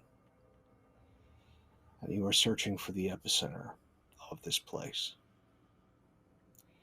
It takes a bit in the chaos as table, chair, desk, books, everything is scattered in here. This was a bit of an administrative, large office for the senior officers. But there is an epicenter. There are 2 icy footprints standing in the center of this room. Delicate, small.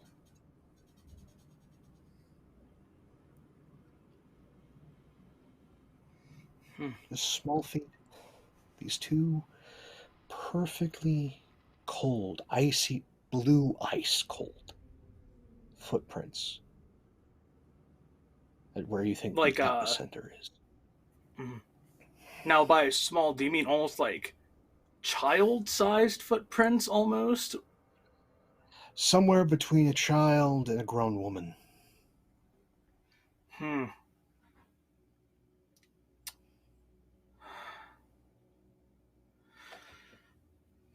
Think, weirdly enough,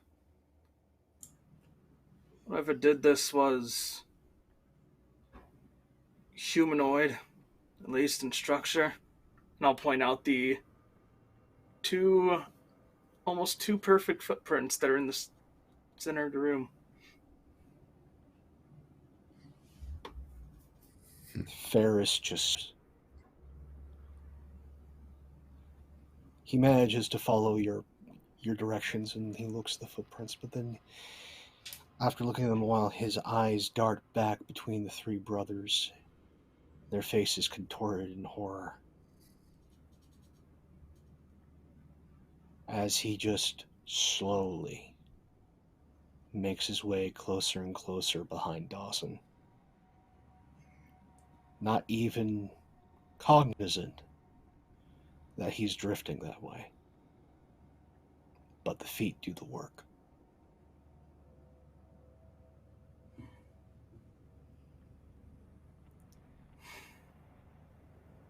Two more floors.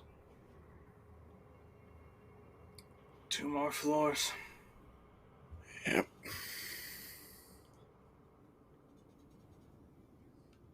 You start breathing heavy.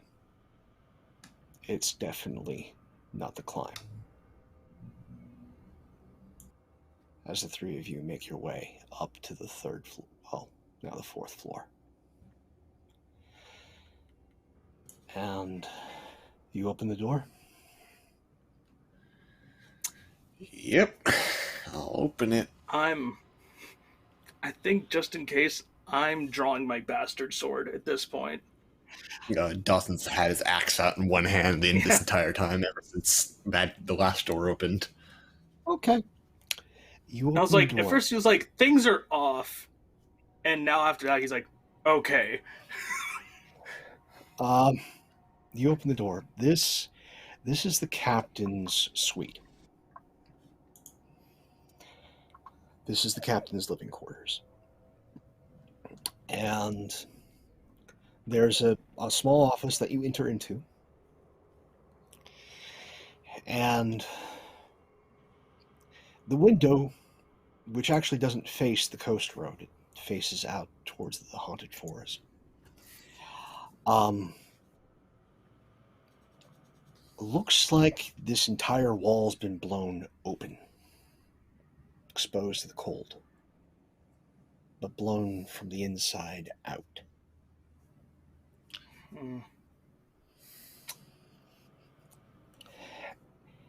And you can just barely see from up here as the wind's starting to howl as things get darker and the snow starts blowing in. But on that salt air, through the snow, you can see the edge of this large wooden fence. And impaled upon one of the pikes of that fence, you're pretty sure that's the captain.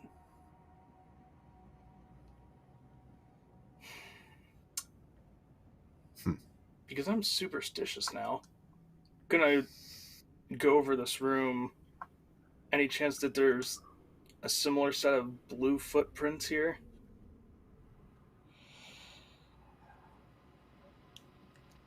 Go ahead. This one's going to require another awareness note. All right. Same thing as before, that extra bonus die, or just the regular awareness notice? No, this is just regular, because this detail's a bit harder to find. Yeah, okay. Okay. That is going to be a 20. Okay. It takes you some work as you're there with sword in hand, searching this place. You don't find the footprint, but you do find, as you are moving a little bit of the furniture, bookcase that has been toppled over, you see that there is ever so slightly what looks like blood spray, but it's blue. It's that same bright, icy blue. There was definitely a struggle in here before whatever happened. And you're pretty certain the captain at least got one shot in.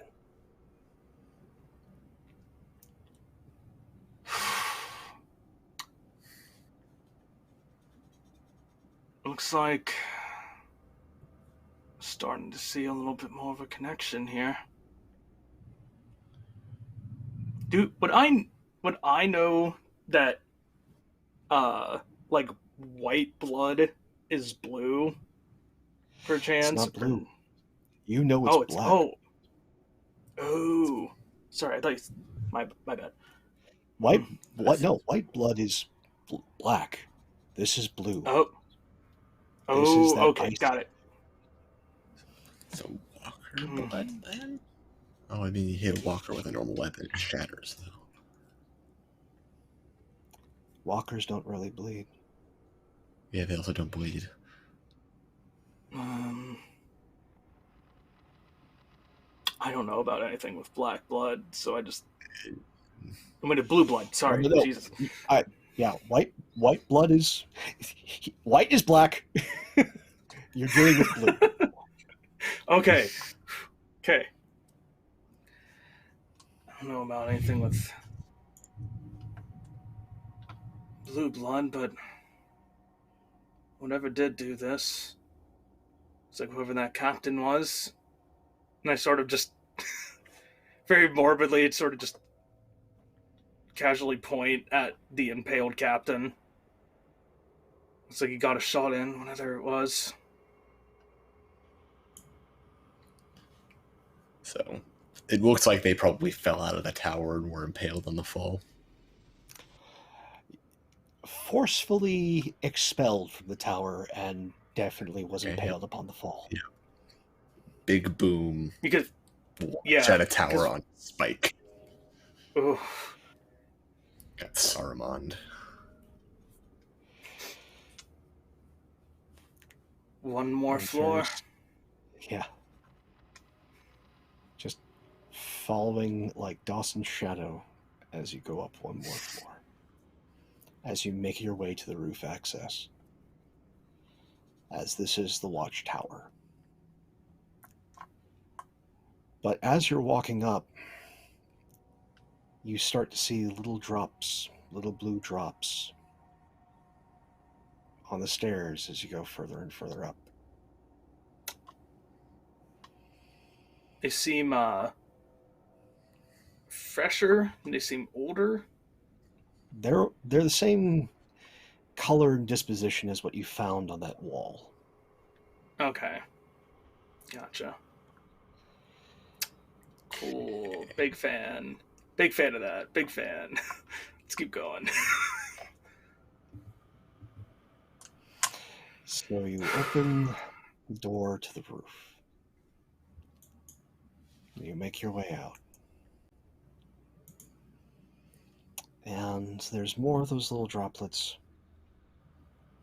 Then it gets to the edge of this, I want to say, waist-high wall that's all around.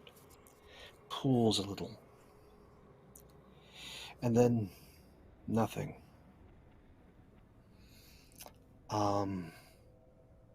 Interesting to note that there are definitely quivers of arrows around here, but everything is scattered. Everything is scattered about. There's a few bows that are unstrung, some that look broken. As you look over the side, you can see that more of those bows and 4 corpses lay at the base of this tower. All on the same side. 4 brothers. Yeah.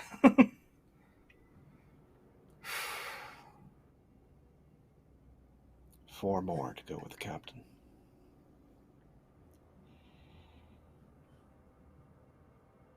And there's no sign of whatever did this, aside from that blood. Well, you think it's blood. But there's no sign.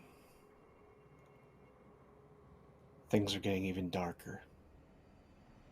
Wind begins to howl. It's almost like a call and answer between the land of this frozen north and the narrow sea behind.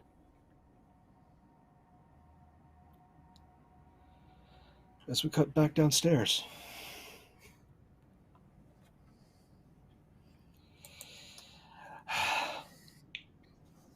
And Bruce is there with Bryndon, sitting down at one of the mess tables.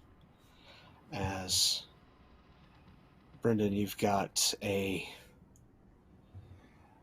large bit of wood wrapped in cloth, gritted between your teeth, just as Bruce pulls the last thread and gets that last stitch in.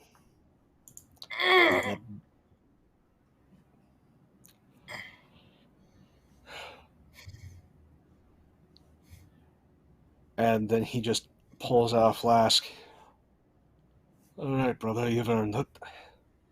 Drink some of that.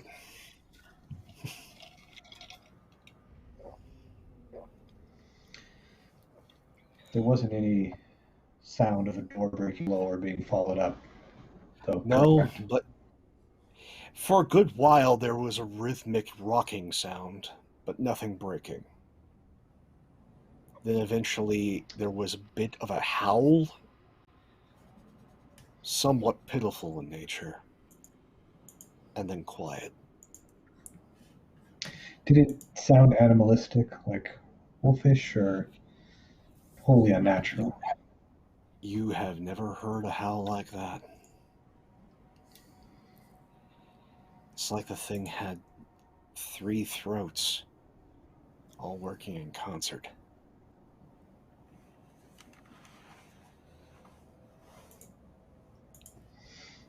I will go outside and check on the other 3 brothers to make sure that they didn't disappear or anything. As you open the door, the greenhorns are all on their way up.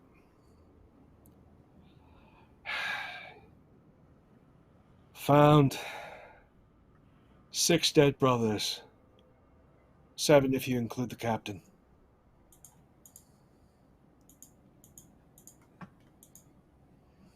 How did they die? Looks like some of them fell off the tower. Captain, the only way we were able to identify him is the sword was on this side of the fence. He's impaled on the wall. 2 others are out by the entrance to the lower parts of the tower. They're statues, sir. Ice.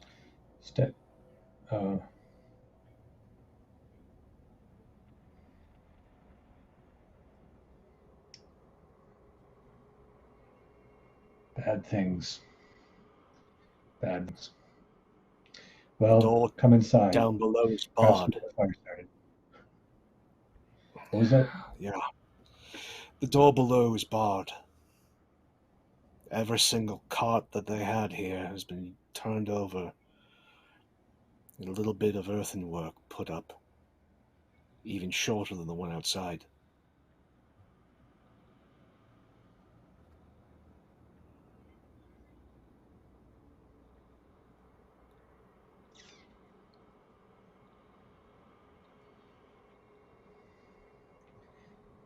Well, good news. You escaped injury, unlike Bryndon over here, who came face to face with something.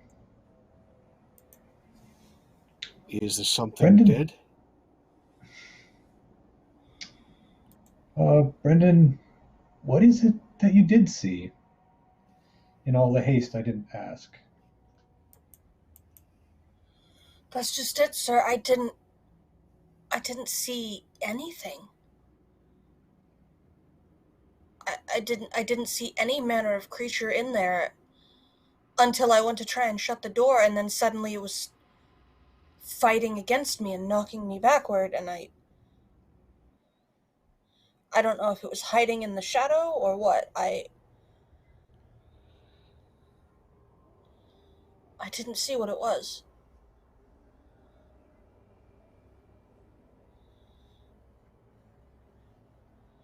It just looked like the room had been completely tossed. Like somebody had had one hell of a row. And then it was upside down. There was furniture somehow attached to the ceiling in some manner. Nailed there, put up with tar. I don't...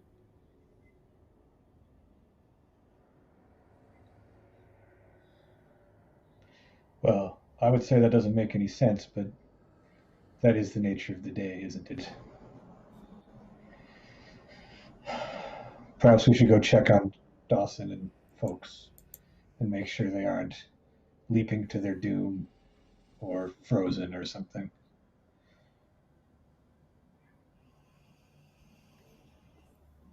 After this exchange, Dawsin, Elyon, and Ferris make their way downstairs.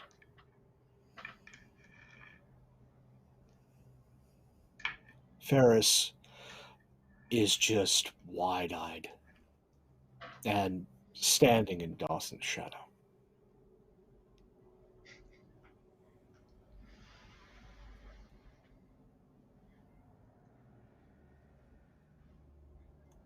Bruce breaks the silence. So, are we staying here tonight?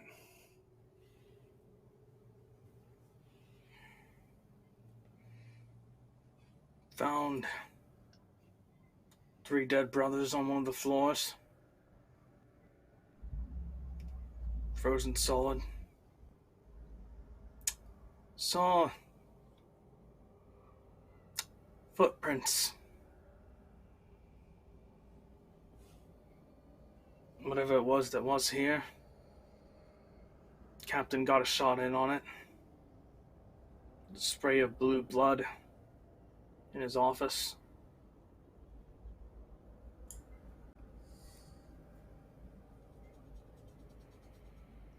But you didn't find it.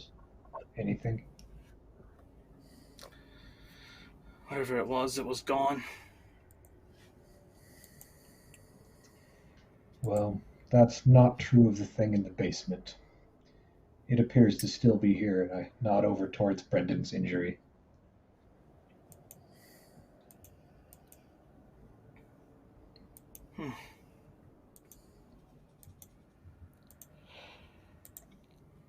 Gary, the prospective ranger, large fellow, usually keeps quiet. You said blue blood? Yeah, You said something about footprints, right? yeah, about this big.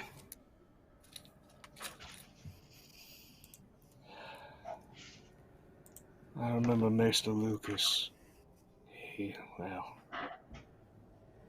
likes to talk to whoever will listen. I don't like talking, so I just sit. Talking about the reason he came up here.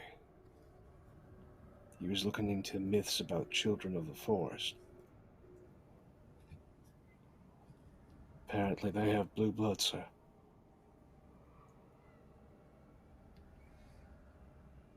What else has he said about children of the forest? They're pissed at us. Something old. There was a falling out. Not many of them left, and they don't like us. They really don't like us. Strange powers, able to manipulate trees, talk to animals, get them to do things. Well, they don't like the walkers, and they don't like the whites. Went to war back in the day. But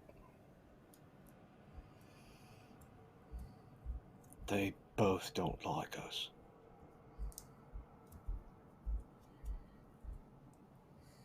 Given our nature. Guess we're stuck between a rock and a hard place then.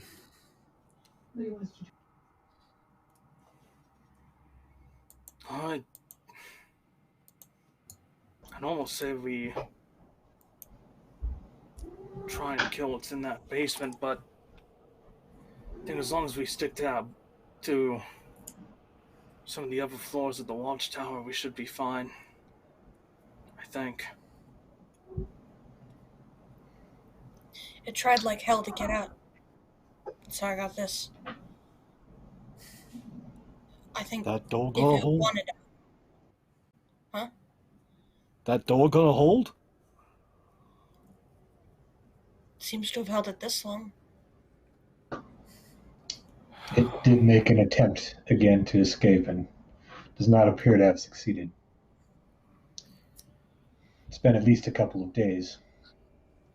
It's unlikely it'll break tonight. Great. So where are we staying? There's some quarters in the tower. How many beds were there? I know you said the linens were gone, but 30 beds. more than enough. About 30 beds.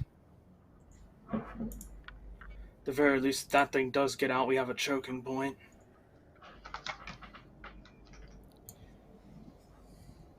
All right. Bruce just goes, okay, let's get everything put up where we're going to be staying. Then let's raid the mess for all it's worth. Have a decent meal. Light fires in the different fireplaces. Try and make this place livable for one night. Yeah. Let's try. I recommend getting the fire going and keeping it that way all night. Both warmth and light will be well appreciated, given how today has gone.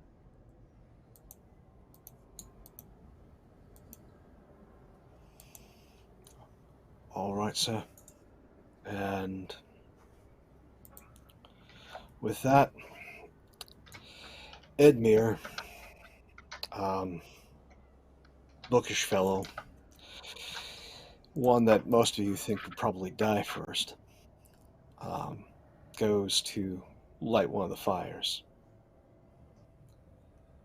Ferris, without a word, goes upstairs, lights the one in the barracks.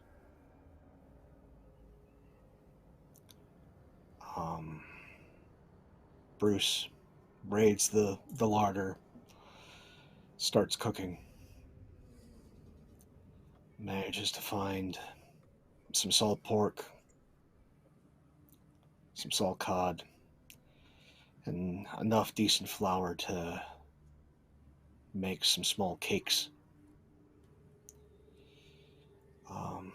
Small little loaves. And a little bit of sugar to make them not taste like just ashes and flour. You guys have a decent meal. Ferris, uncommonly quiet, produces 2 bottles of wine. Don't know where he got them. And you guys have yourself a small feast in the firelight. And as things wind down, Ferris breaks his silence and begins to sing. Jenny Oldstones.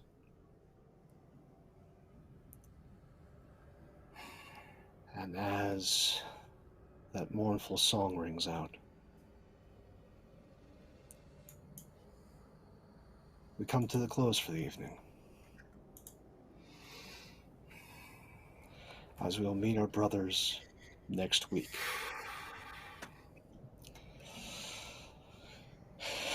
And so,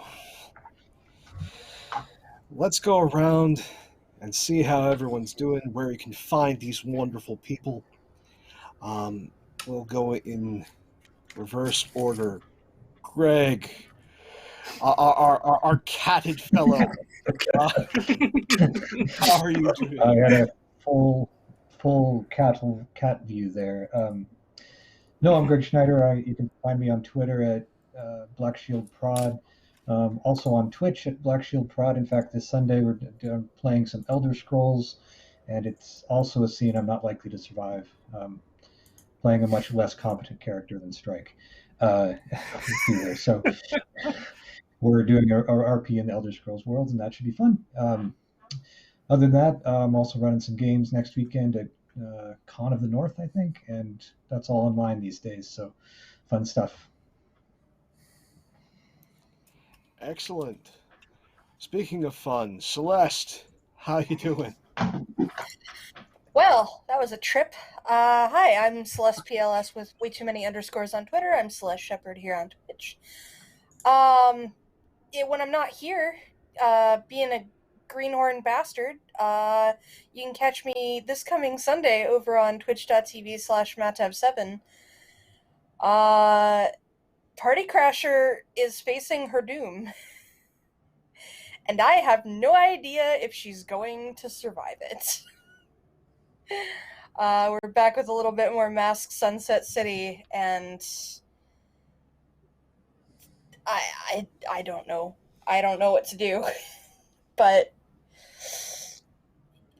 we're gonna play to find out. Woo boy. I don't really have much anything else going on. So I'll see you folks next week. All right, Spencer. How you doing, my friend? Elyon's, even though he seems like he has an air of, he's got this, he's probably thinking, what the fuck is going on right now? And so am I. But yeah, we haven't had combat yet here, but I feel like when that happens now, because it's not going to be fun, because this is the worst calm before the storm ever. Like, bad stuff has happened. We still don't really know what did it yet. Maybe it was a child of the forest. Maybe. But I guess we have to wait till next week. But I'm Spencer DVA on Twitter, Discord, etc. This is the only real streaming thing I've got going on right now. So yeah, this is where you'll be able to find me for the next month and a half-ish, depending on how long this campaign goes on. So yeah, that is me. Colin, how you doing? I exist. I'm existing. But I'm Colin at Colin_C_Kelly on Twitter. I do a couple other things. The main thing I do right now, two things I do right now are my Res of the Runewoods podcast on Wayward Expeditions.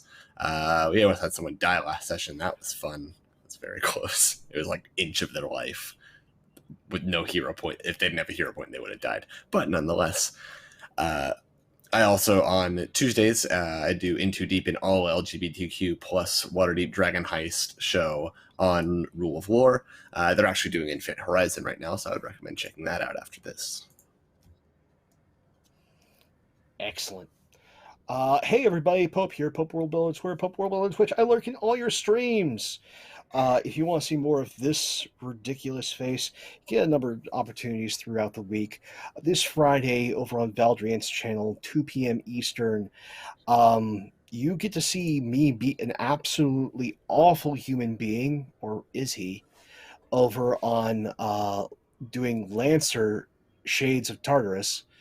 Then Sunday, I'm going to be over with Celeste as we head back to Sunset City, and poor Bardgast has absolutely no idea what to do and is probably going to panic. Then coming back around the horn to Wednesdays, it's the double header.